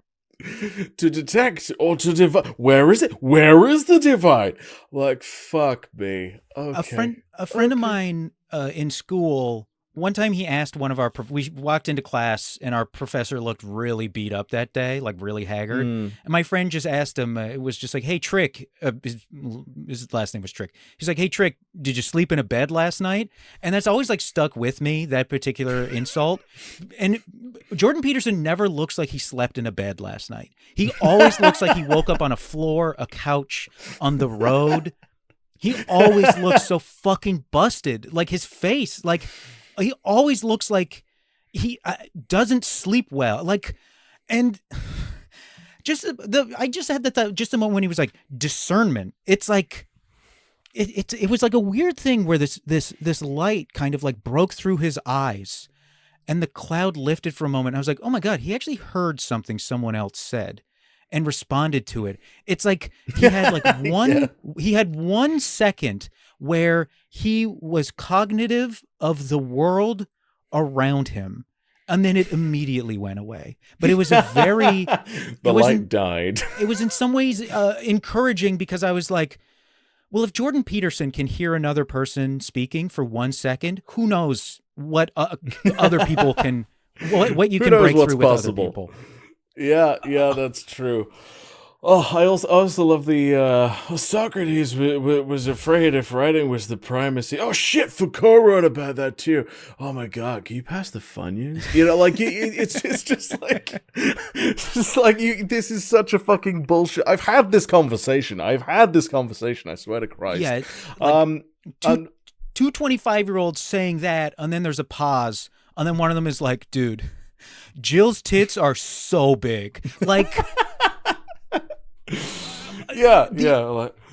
These also, Jordan Peterson does not speak quickly. That's a part of what's so frustrating about this. If it was two guys who were like, okay, I could take that a little better. But one guy is just like talking so much, so quickly, and then the other guy is like, yes, I agree. And that is where the concepts come from. And it feels like going from listening to a podcast on 1.5 speed to 0.75 speed. You're getting in the hot tub and then jumping in the Atlantic Ocean in the middle of winter. It is a bombardment of the senses. And like, regardless of that, it takes both of them just an absolute age to arrive at a point. I wouldn't mind if it was lots of words and they both, you know, actually were making like quick fire, rapid fire points. But like, man, like I sat there and I was like, oh, these clips are a little long. But like, it just takes them that long to make the fucking point. God damn. And if I'm sitting there talking to somebody and they go, you know, the Socratic method, I'm going to be like, get away from me. I'm not having this conversation. Like, if you're going to be referencing the Socratic method by name, I know I'm not going to be getting much out of this. This is because to a bad start. Yeah. I don't know if you're still in your refractory period or you're practicing abstinence, but for whatever reason you can't do a practical jerk off session, so you're going to sit here and do it verbally in front of me, and I refuse to consent to that. Yeah. That's all they're doing. That's all they're up to. Yeah. Unfortunately, I am also pretty sure that both of these men are stone cold sober. Because I would be far more interested in this conversation. Otherwise. And just to address a couple of points, if anyone wants to see someone who is able to lie spontaneously and continuously, you need only look at the current president of the United States. There you go. If he opens his mouth, it's lying. That's what's coming out. You can look at Russell Brand. Yes. Like, I mean, it's not convincing, but like, yeah. we've all told lies convincingly, spontaneously. Like, even if it's like, what are you doing Friday? And you're like, oh, I don't know if this person knows that we're throwing a party, that I'm going to their birthday party, but I don't know if they know about, I can't be sure. So you just go, I'm just going to a movie. Congratulations. You have successfully spontaneously lied. Unless I missed some context around what they were saying. So what do they mean? What does that matter? What? Well, it's part of the idea. Part of the idea, basically, that that spontaneity. Because supposedly Socrates had this big thing where, like, the written, according to fucking Jordan Peterson, where like the written word, could be full of liars and was manipulatable. Whereas if you were saying things out loud, at the forum or whatever, then that would be more honest. Was the idea. So that's where he's coming from that. Because like, oh, it's harder to lie when you're in the moment, spontaneously and continuously or whatever. And I'm like, well, maybe at first it is. I get the feeling that's something you can get better at, I've seen politicians who are very good at that. Has this guy not heard of a trial? Like, what do... Yes. Like, you're being, like, cross-examined by the prosecution or you're up there and people go up there and lie all the time successfully. Like... What do they think? Go watch an American Cop in court if you want to see someone lie over and over and over again. Like, fundamentally, the entire industry of law, particularly in America, and it's lawyers who built the country, who designed the country. You're like, yeah, no, they're all fucking, like, not every lawyer is a liar, but every lawyer is good at lying, in my experience. I'm like, they're all fucking good at it. The entire idea of prep is getting these people prepared to be able to spontaneously react in a way that helps whatever side they are on during cross-examination. That is the entire reason you prep a witness or the defense. Like, that's why you do that, so that they can successfully... And I mean, a lie can be anything from leaving something out to twisting. Like, there's so many different ways you can lie. And the idea of... Yes. I don't believe Socrates said this either. I'm going to be honest. I have a sneaking suspicion they're maybe getting Socrates wrong. Yeah, I didn't bother to look it up because I was like, who gives a fuck what these yahoos are coming out with? But like, I was just like, yeah, okay, sure. That's an idea that someone has thought of, that I disagree with. But okay, fine, whatever. Yeah. Oh, and also, yeah, Russell is falling down the religious rabbit hole that, like, in every moment there is a narrativizable lesson. Therefore, every single thing in life is a part of God's plan. Which to me would open up a door of, like, man, I wish there wasn't quite so much genocide in God's plan, huh? But Russell seems to be viewing this with, like, much more to do with his life personally rather than about the world generally, which is very consistent with his narcissism. So yeah, this is, it's especially growing up Catholic. It is the most frustrating thing where they're like, the entire idea of, like, well, we just can't understand God's plan. His works in he mysterious is everything. ways. It's impossible to know. I do prefer the sort of way that, like, it's the way it's kind of discussed in, like, A Serious Man. And I've heard other people talk about how, like, Reform Judaism tackles these kinds of subjects where it's just sort of like, who knows? Like, it's just like, yes, well, why would this happen? Yeah. Well, I don't know. I don't know. Got me. I appreciate that. I appreciate anyone with a religious doctrine to just be like, I'm like, yeah, you know what? I like your honesty. Yeah, I remember Mark Maron describing, really understanding the moment in A Serious Man where it's like the rabbi tells this incredibly long story about a man going into the dentist, and he kept having Hebrew letters on the back of his teeth, and the dentist kept seeing them, and he tells the story, and then the story ends, and Michael Stolberg is like, well, what does it mean? And the rabbi literally is just like, what does it mean? Who knows? It's like, you know, I prefer that. So you're just kind of walking around with something to chew on, as opposed to like, you idiot, you worm, how dare you question God? You're so pathetic. There's no universe you could understand. Like, I don't need to be lectured to about how stupid I am. I feel stupid every day of my life already. I don't need like God making me feel stupid too. Yeah, and yeah. It is Also, don't think I missed that pun there. thing. Something to chew on. That was good. I like that. Carry. Oh, right. I didn't even think of it. See, I'm stupid. I don't need God to remind me. I'm that stupid. I don't get my own jokes. Oh God, right. And on the subject of Russell's narcissism, in this next clip, he discusses his apparent former worship of the self. The thing is before, with the narcissism, me being a devotee of the other culture, a devotee of the false idolatry, I worshipped self. Now, at first it felt like the pilgrimage was very sort of meekly undertaken, for I was not a robust child athlete, nor was I a high school heartthrob. I was a sort of a broken and wounded little trickster in the world. And when I became empowered at puberty and attractive and potent and then famous, and it all was, I felt, evolving or growing, but one of my teachers would say inflating. It was inflating. Right.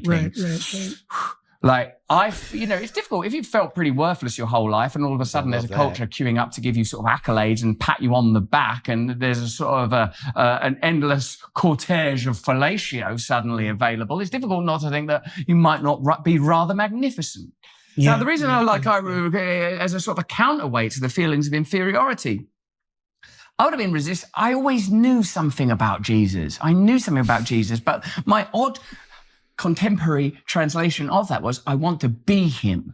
I want to be the savior. I want to be in direct commune with God. I want to lead. I want to be empowered.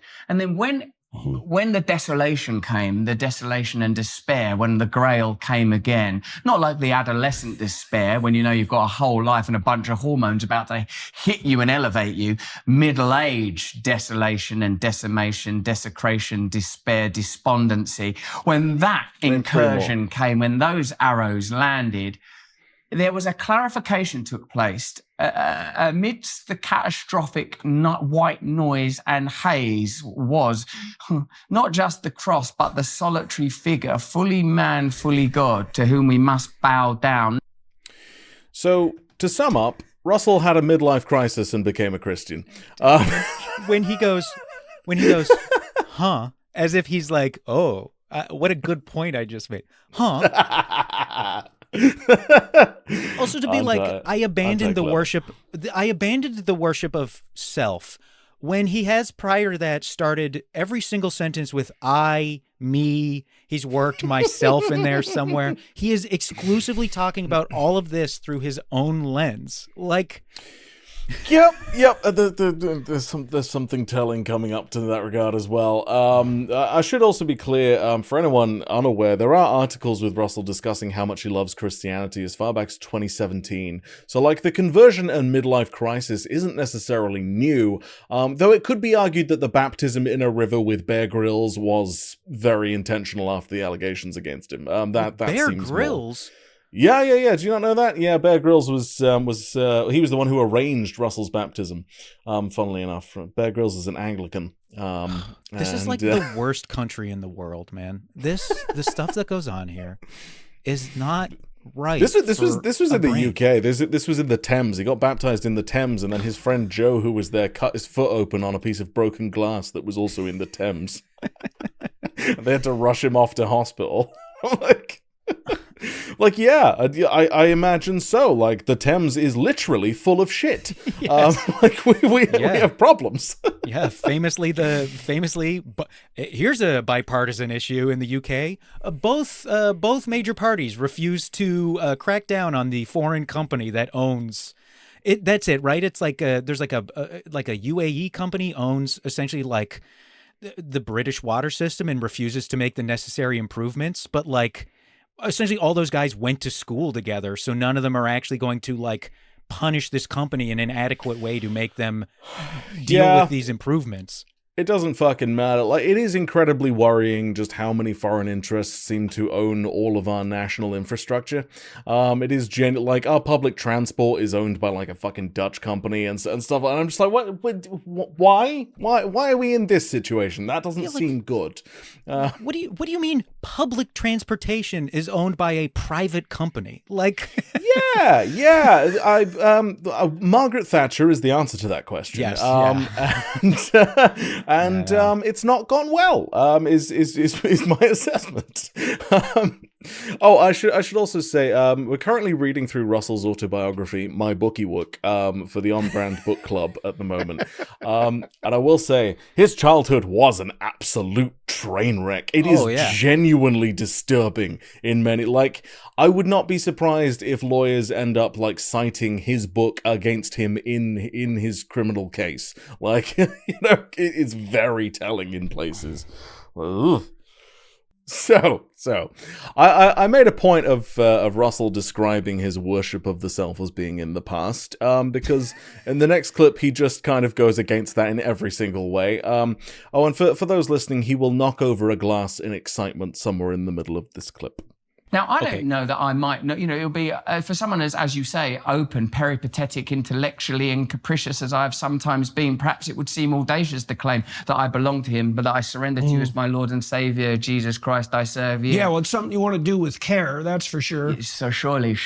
But to let you know that the ego's still in here, I may have given up wanting to be Jesus Christ, but I'm going to give as best a shot as I can give at being Paul. That's I'll come down from Jesus. But only so far. Oh no, sorry, Lord. Paul's just a man like us. Acts is full of men like us. Ephesians, written by a man like us. Galatians, a man like us. And now, amidst these tectonic shifts and new and emerging kings and new paradigms and new language, here he is, Christ. That's great evidence of how much he's lost his comedy fastball, in that when he first goes, but I can be Paul. And I'm like, you know what? That's kind of a funny thing to say.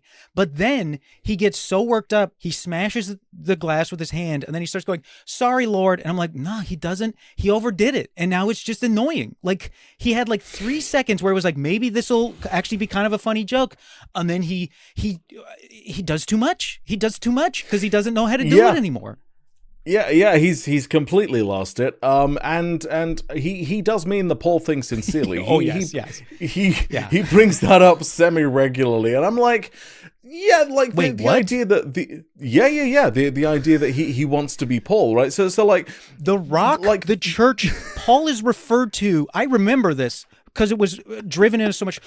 Paul really is the number 2. He is the rock that the church is built on. That's what he's referred to. This is what I'm thinking, because I'm like, okay, the idea that, like, the apostles were men like us is a perspective, but I would say most of them are a bit different in that they were supposedly the literal disciples of the literal Jesus Christ in the flesh, who then supposedly went on to write the New Testament. I mean, Paul was converted after Jesus died and came back and then ascended. He was a Christian hunter. He was a Christian hunter. Right. Yeah. Yes, right. The popular Brazzers series, Christian Hunter. But like, if that is your belief system, so funny. I don't know.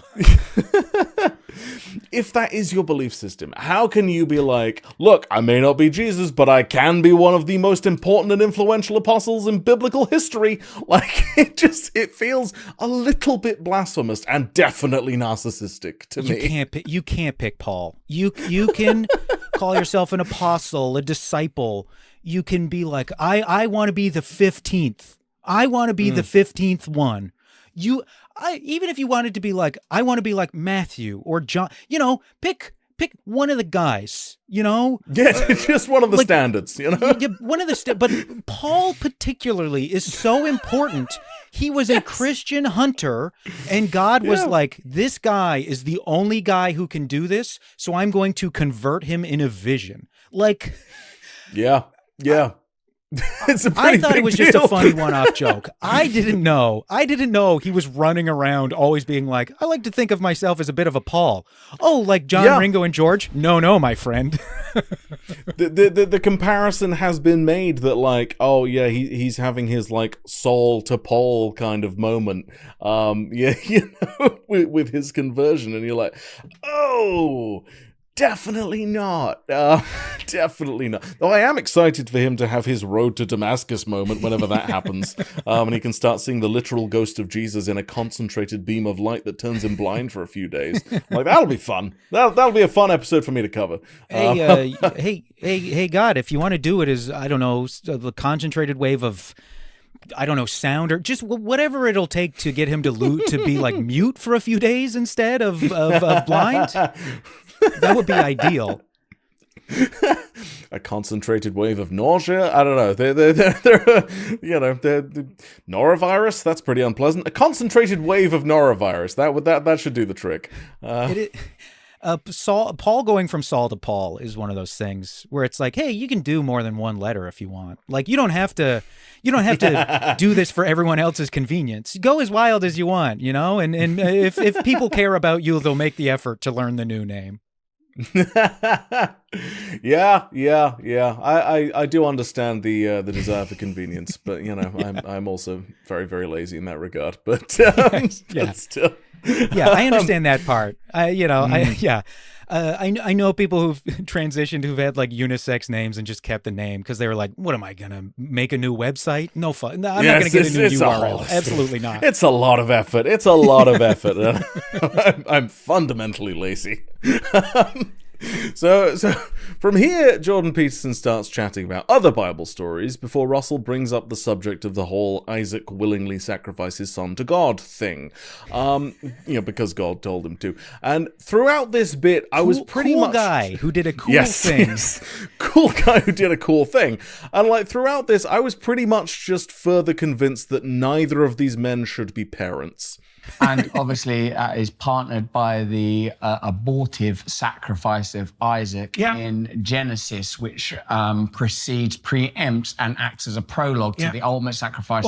And I tried to take that apart because that's a story, for example, that the atheists like Dawkins point to as indicative of the sadism of God. But I think what it means is that, of course, you offer your children to God because you can't protect them and you don't want them to be nihilistic. And so what you do is you say their service as tools in the hands of the divine takes priority over everything. They're not yours. They're his. That's right. Well, and remember, Abraham gets him back, right? And there's a lesson there. It's like, if you're willing to devote your children to what's highest, they return to you. Also, faith demands of us that even though materially and actually you're in a moment where there's a knife above your child, you are, okay then, God, I mean, this doesn't look good from where I am, but I know that my perspective is just a set of interlocutors of fragmented desires, that transubstantiation is being taken anyway.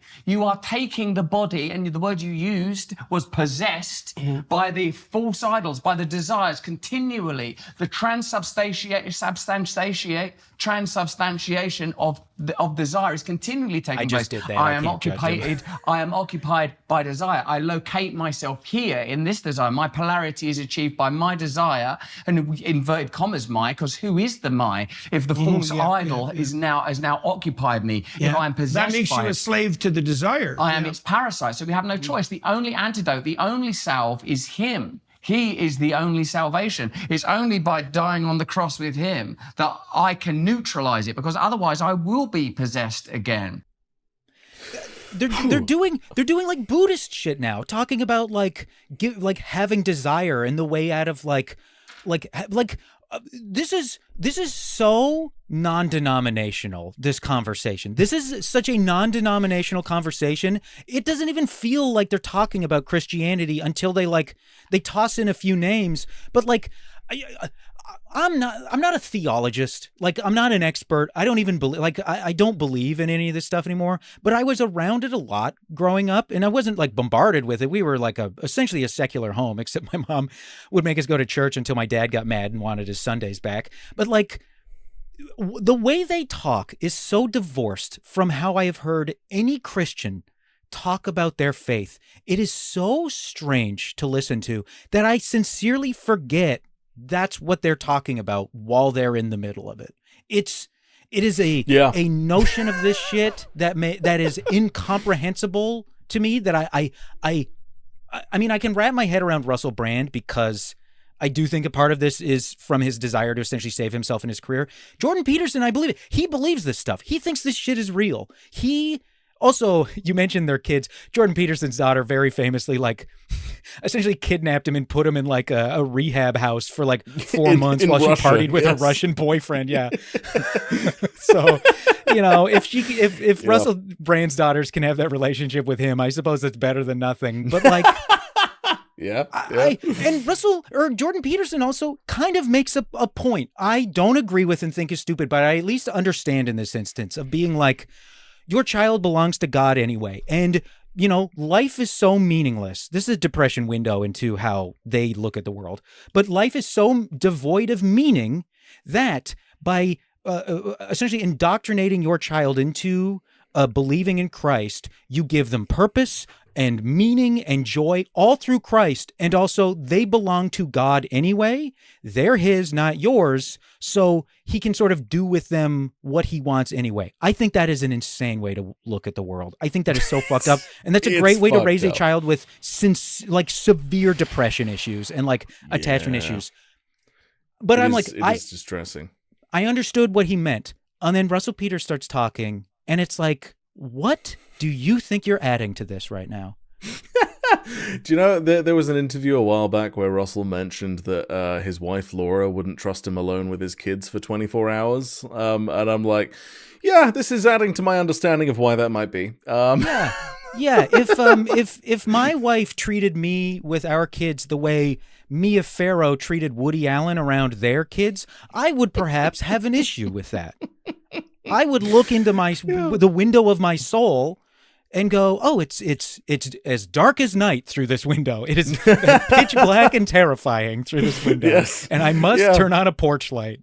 Yeah. In terms of like the biblical story, for those not familiar, in the biblical narrative, God orders Abraham to sacrifice his son Isaac on a mountain. As Abraham goes to kill him, having tied Isaac to an altar already, suddenly a ram appears and is slaughtered in Isaac's stead. So like as the knife is coming down, the old switcheroo happens. And then God commends Abraham's pious obedience, offering his son as a human sacrifice, right? And both of these dads are talking about that, and they're like, "Yeah, that was pretty tight. That's pretty good." You know, like, what the fuck? These fools like Richard Dawkins would point to this as, some notion of God's cruelty for some reason. It's like, yeah, how absurd is the notion? That bit, I used to do a bit about that story in the context of relating it to having a partner who was obsessed with proving to themselves that you would like your like faithfulness to them, that you wouldn't cheat on them. And then somebody came up to me this comic motion catcher came up to me once and was like, just so you know, Laurie Kilmartin has a bit really similar to that, but it's about a drunk guy at a party. And I was like, oh fuck, I should watch that bit. And if they're too similar, I'll just stop doing mine. Cause she's, very successful. It's just, I'm not going to come off like I'm stealing bits from. 2 weeks later, I'm watching Louis, and Louis C.K.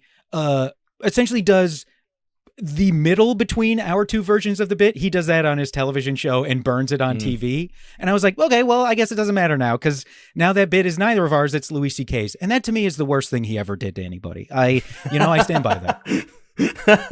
But this story is so famously crazy that like comedians everywhere are writing bits about it independently of each other with this sort of exact same through line.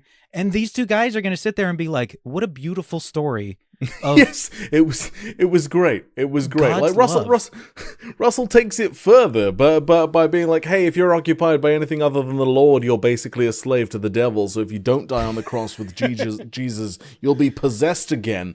And like even without the criminal charges against him, I'm very sure this guy should not be allowed around children. You know, I'm like, no, that's not a safe human being. That's just not.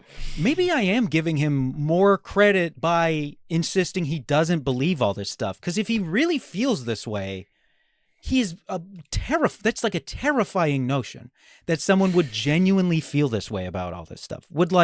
That's why Jordan Peterson's so scary and weird and disgusting, is because when he talks, you're like, this guy thinks this is true and makes sense.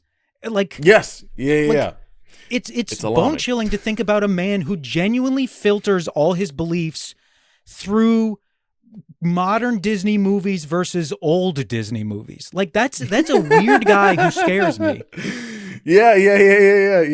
The remake of Pinocchio is terrible, and here's why. You know, you're like, wow, why is anyone taking you seriously? These fables are not meant to encourage the chaos dragon of the female form without substantial balance from the order-giving maleness of those figures. And you're like, buddy, you're 65 years old. What are you talking about? I'm embarrassed to talk to my wife about pro wrestling, and this guy is talking to total strangers about The Little Mermaid. Like, it's deathly serious. Yes, yeah, that's the real kicker, is just how seriously he takes himself and all of the words he says, you know, and somehow it has this effect of convincing other people to take it seriously as well. You know, like... Oh, that's the one thing he is good at, I will say that. So, next, Jordan Peterson chimes back in with a subject he's somewhat obsessed with, and that is the subject of voluntary self-sacrifice. Yeah, to him, that's the answer to all things, despite the very concept conflicting with almost everything he supports. Through this lens, however, he gives us a lesson on economics from the Bible.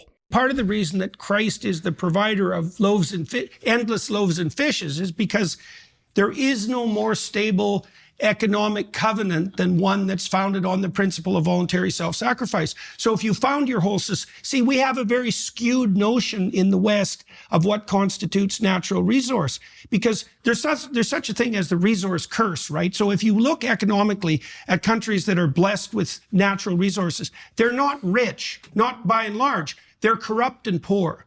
And that's because the idea of natural resource is wrong. The only true natural resource is the principle that the covenant of cooperative social productivity is predicated on. And that's the ethos of voluntary self-sacrifice. If you have that, everything becomes a resource. Everything. That's why Christ is the miraculous provider of the loaves and the fishes and the water that never runs dry. Because if you organize your society on the principle of voluntary self-sacrifice, then everything is abundant always. It's not immediate gratification of whim. It's something much more sustained and productive and communal and upward serving.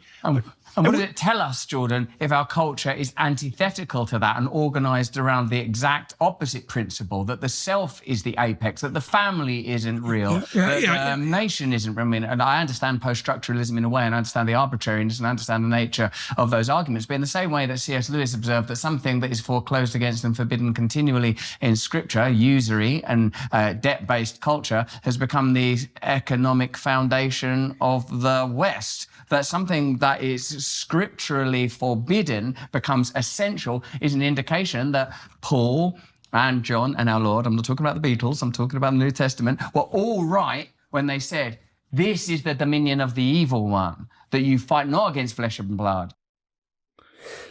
So, they're talking past each other.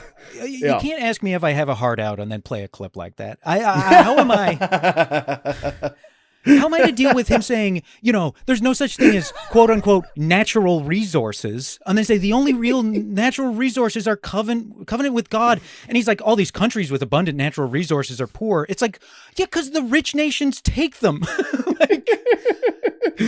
There's a little colonization problem that might have been interacting there. A little bit of an imperialistic issue that might be related to... Because foreign capital comes in and seizes control of all these things.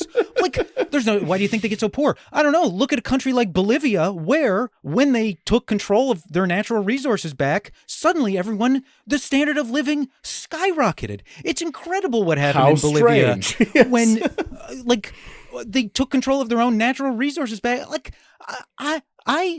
this is like, it's not even semantics what he's arguing. He just goes, this is not a real thing. He makes up his own definition for something where you're like, well, yeah, if you just ignore what the thing is, you can really say whatever you want. Like, you've done it. You've succeeded. I now believe 2 + 2 is 5. I believe 2 + 2 is 5. I think we Al, broke you did Will. it. This is what's happened. I can feel. Yeah, that's the thing. They are two incredibly exasperating human beings to listen to in every possible aspect. So they're talking past each other a little bit here, which happens very frequently in their conversations. But one could be forgiven for thinking that they both sound like a couple of raging hippies in this clip. Because like Russell is like, yeah, systems of debt are evil. And Jordan Peterson is like, hey man, human beings are the actual natural resource. We need cooperative social productivity and to serve our communities. Despite both of these men being avid proponents of free market capitalism and both of them decrying socialism on the regular.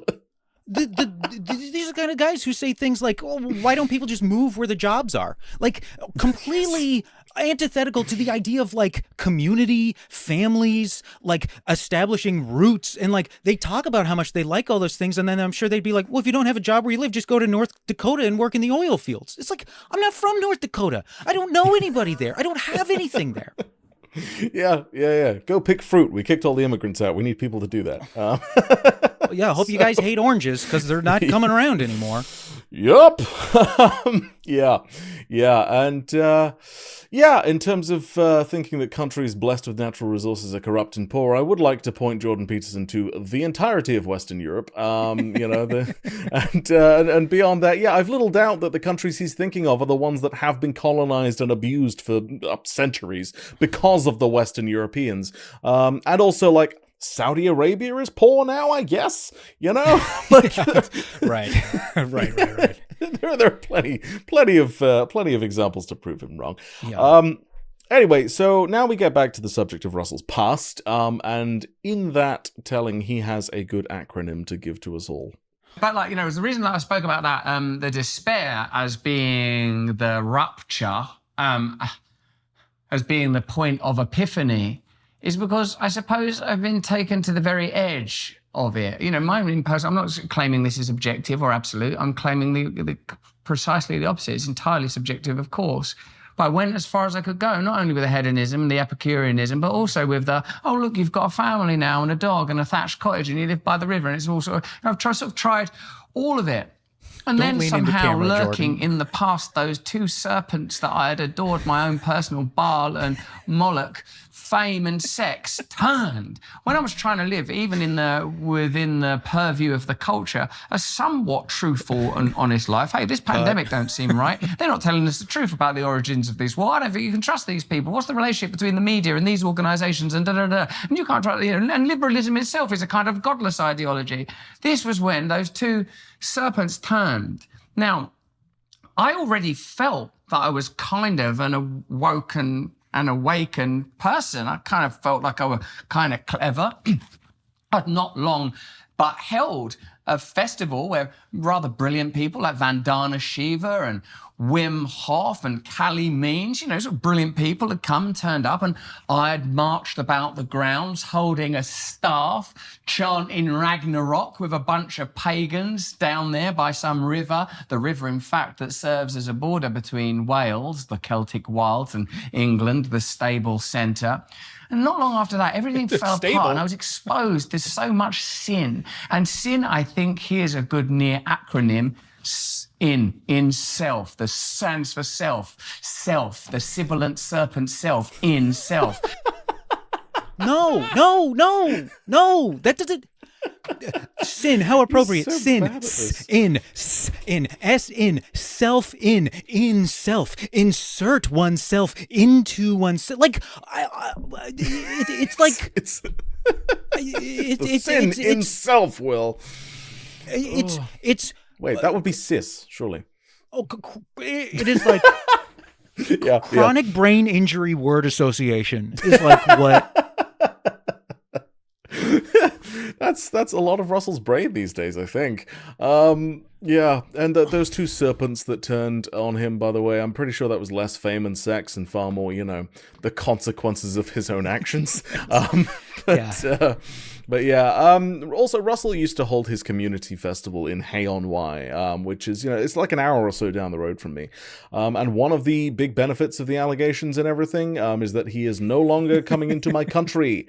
Though, fun fact, the website for Community Festival does claim that there will be one this year, after last year's was postponed and all the old tickets from that are still valid. So it's like, we'll do it next year instead. It leads me to believe they just kind of don't want to go through the process of refunding everyone's £200 tickets for this straight edge hippie festival they were supposed to be holding. Most definitely, yes. Yep. You're definitely correct. And now they're in Florida, so who the fuck is going to catch them anyway? Yeah. Now, through this whole everything in life is a lesson from God shtick, Russell seems to include the allegations against him as being some kind of lesson. So with my identity fell apart. My identity fell apart peculiarly at the exact same, because it's like Russell Brand is not a famous womanizer. Russell Brand is a famous rapist. That's what Russell... What? Look at him standing on stage making these jokes. What are you talking about? What are you talking about? Being able to direct people's will is not the same as overcoming their will or ignoring their will or coercing them. Is precisely the opposite. Having the ability to direct people's will or charm or seduce or enchant, these are sort of shamanic, magical kind of qualities that, yes, I now see where they lead. Thank you for the lesson, Lord. I now see where they lead. And I also now know absolutely, and look at what's happening in my country right now, falling apart with an extraordinary subterranean, potentially barbarian culture of gang rape. What's going on? It is like Old Testament stuff. So my despair came when what I had built, what I had made for myself, my false idol. Over my life, I've carved this thing, this image of Russell. And look at it, it can be destroyed. It can be destroyed in a half hour. The rape gangs of mole people. Yeah, we need to get the Fantastic Four to defeat Mole Man and his gangs of sexual predators. What the fuck, man? This is so fucking stupid. Oh god. So it's fucked up that he's describing the allegations against him as being a lesson from God rather than consequences of his own actions. But the thing I'm most fascinated by in that clip is him trying to delineate the difference between directing people's will and overcoming or ignoring people's will, because that feels like a semantic difference that could have some very serious consequences. And supposedly he was directing people's will in a shamanic and magical way as well, which frankly does not help his argument. Okay, I did not know he was saying shamanic. It's that's the rare word with the accent where I was like, well, I don't know. He's talked a lot of shit. Who knows if that's even a word? Yeah, I would say yes, absolutely. If someone uses magic, to sexually seduce someone, that is absolutely against their will. That is absolutely not consensual. That's not consent. Oh god, didn't see that one in Harry Potter, did you? Oh, fucking hell. Very famously, that's one of the only things the genie can't do in Aladdin, because Disney was like, we don't want to have to deal with people asking questions about this. Yeah, that's going to open a can of worms, that one. Yeah. Well, we'll see. It might show up in the Harry Potter reboot. J.K. Rowling's, she's got some interesting perspectives on things. Wouldn't shock me, honestly. She's gone a bit mad, hasn't she, mate? A bit off her rocker there. Yeah, I mean, if she could just carry on rocking, into the ocean and stay there, that'd be good. Now, a while back, Jordan Peterson told Russell to read this book, right? The Sacred and the Profane is what it's called, by Maher Eliade, who was a literal Nazi supporter and vicious anti-Semite. He was banned from countries for being too much of an anti-Semite. Nonetheless, this is who these guys are taking their philosophical ideas from. And that book comes up in this next clip. what it's like psychologically to experience heaven is it's a slow burn of knowing that it was always there when you're watching TV as a kid and Christianity is tedious. When you're singing, the wise man built his house upon the wise man built his house upon the rock. I've missed the fundamental lesson, the literal foundational lesson of that he's there all the time. When you're there in sort of 5-star hotel rooms and they're asleep on the bed now and you're looking out the window, pondering and lonely and empty, the sort of hollowness of it. It's there, or he's there all the time. It doesn't the sound thread's like he always thinks there it was in every hollow. moment, because in the end, like it says in your man Eliard there, look, it's not even just a homogeneous, without the saying, if you live entirely in the profane, you will sanctify profanity, and the culture will sanctify profanity, and a priest class will emerge in order to sanctify the profane and to set up false idols. But it's not even just a homogeneous, endless space. It's worse than that. It's endless, chaotic fragmentation with order imposed on top of it. It's diabolical and dark and berserk. It's havoc and hell. And in the end, that hell will show itself not only to you as an individual. Well, that's the Pharaoh and the slaves. And the consequence of that is the plagues. Like, yes, absolutely, that's what happens. The more dissolute the society, the more the unconscious longing for top-down imposition of structure, the more the top-down stubborn imposition of structure, the more likely that response to crisis will be pathologized and that the plagues will emerge. It's like, yeah. What are you talking about? He was just talking about how hollow it is to like be rich and get pussy all the time. And then you're talking about the top-down structure of society. This is they are completely unrelated to each other. Also, the little smile on his face as he's like, you're in a 5-star hotel. She's there, next to you on the bed. You look out through the window, naked. Your fucking beautiful hog just hanging free as you look over at her juicy ass. Like, buddy, you're getting horny as you're reminiscing about this supposedly empty experience you had over and over. Yeah. I can save it by describing it also as hollow, so it's fine. Like, that makes it acceptable. Sorry, man. I'm just not as stupid as the people who listen to you are. Like, come on. So Jordan Peterson jumped in there with the idea that, like, the more dissolute society becomes, the more likely we are to receive plagues, apparently. So we all became too focused on fucking and hedonistic pleasures, so there you go, there's some plagues for you.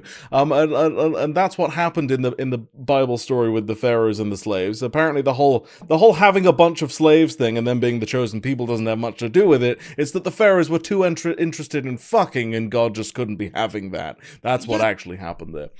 The slaves seem totally incidental to the analogy he's making. Yes, completely. Or they're just like a convenient thing where God's like, look, I'm going to look like an asshole if I send these plagues just because these guys are having a fun time. So I'm going to pretend like it's about the slavery of these people. And but actually, it was about the fucking. That's what I took real issue with. Actually, I just hate partying. I want these kids to get off my lawn with their loud partying. Like, these kids that I invented with their loud partying bastards. You made all. Now, in the final clip we have to deal with, he takes this a step further because Jordan Peterson seems to think that the Jews being slaves was actually kind of basically their own fault. But not before we finally get a pop culture reference, because there has to be at least one from this guy. Maybe that's where then post-structuralists and your Foucault and whatnot are right, because in that, the presupposition is that it's not free will and self-sacrifice, it's the imposition of order under the continual threat of violence that creates society. Yeah, but look, absolutely. There's no doubt that power is a unifying force. I mean, that's why in The Lord of the Rings, it's the ring of power that unites all the rings. If you're not united, let's say, by responsibility and by voluntary self-sacrifice, you will be united by power, right? That's the rule. And that's why, even the Israelites who are slaves under Pharaoh, like, they're part of a dynamic. Sure, the Pharaoh's a tyrant, but they're slaves. And they're calling out for the tyrant. And so if you call out for the tyrant, power will emerge as the uniting force. And then you might say, well, why not? And the answer is, well, it's self-defeating. It's too rigid to be adaptive. and it's fundamentally self-defeating. And so that's why not. I mean, there's more to it, as you pointed out, because there's the fact that the imposition of the king is a violation of the principle of the divine, right? Because if you're following the divine, you don't bloody well need a king, which is what God tells the Israelites over and over when they're clamoring for a king. But yeah. And that is very genuinely how this conversation ends. As bizarrely as it began, like, they did a little more for Daily Wire Plus after this, apparently, but like fuck am I giving Ben Shapiro any money? But yeah, that's the end of the conversation there. That is such a right-wing talking point. The idea of like, I simply would not allow myself to be a slave. I would not have slave mindset. Like, they genuinely to them, it's like slavery is a state of mind. It's not a physical condition you're put under against your will. Also, as if like the Israelites, as if they did not believe in God until they were freed from slavery in Egypt. Like, what do you mean? Well, they were seeking out for a king, so they got put under the oppression of one instead of having the one true king, God. It's like, but they had God. They did stuff. There's stuff in the Bible pre-Egypt. Yes, quite a lot, actually. So he also said power is self-defeating for some reason, and yeah, I'll believe there's more to that argument because it could do with some further explanation. Power is self-defeating. Then why are you guys all doing everything you can to take and retain power? Yeah, weird that, huh? You keep clamoring for it and cozying up to it. How strange. But beyond that, if you're following the divine, you don't need a king, which is what God told the Israelites over and over. It would be nice if these two very vocal supporters of Donald Trump could remind themselves of the fact that they shouldn't have a king, as well as all of Trump's supporters who are in their audience, because they just spent an hour and 15 essentially discussing the rise and rights of these new ascendant kings in Trump and Musk, and then pointed out that, well, actually they shouldn't be having any kings at all, should they, if they're following the old Bible. In their defense, Trump is not a king, he is a god emperor, a la Leto Atreides II. He is an enormous worm man. His penis fell off during that transformation. I've not read the later Dune books, but I do know they specifically stress, it goes out of its way to mention that Leto's penis fell off when he became a worm god. Yeah, sounds about right. I think that's clearly what he's angling towards now that I think about it. That makes a lot more sense. Yep. Also, not to nitpick too finely here, but the One Ring in Lord of the Rings did not unite the rest of the rings. It is the One Ring to rule them all. Yeah. Like, not unite, to rule, because that's what power does. It's not unifying, it's forcing compliance. But hey, I'm sure neither of these guys or Donald Trump would know anything about forcing compliance out of someone, would they? Hey. My wife may have dabbled in philosophy. She majored in Lord of the Rings. She is obsessed with Tolkien, all the Tolkien. Her first boyfriend she met online on a Tolkien forum. And she loves to talk about how Tolkien and C.S. Lewis talk to each other, and Tolkien very specifically went out of his way to do everything possible, despite being a Christian, did everything in his power to make sure Lord of the Rings was not viewed as a Christian parable. Like, he very explicitly was like, I am not writing the way C.S. Lewis did. I am not writing I'm not a Christian analogy. Yes. And so on her behalf, I got annoyed when they used the Lord of the Rings as an analogy for like Christian divinity. Yes. 100%. Oh, fucking hell. So I must ask, after coming on this little journey with me, Will, how are you feeling about both Russell Brand and Jordan Peterson? Are we feeling good? Are we feeling a sense of play?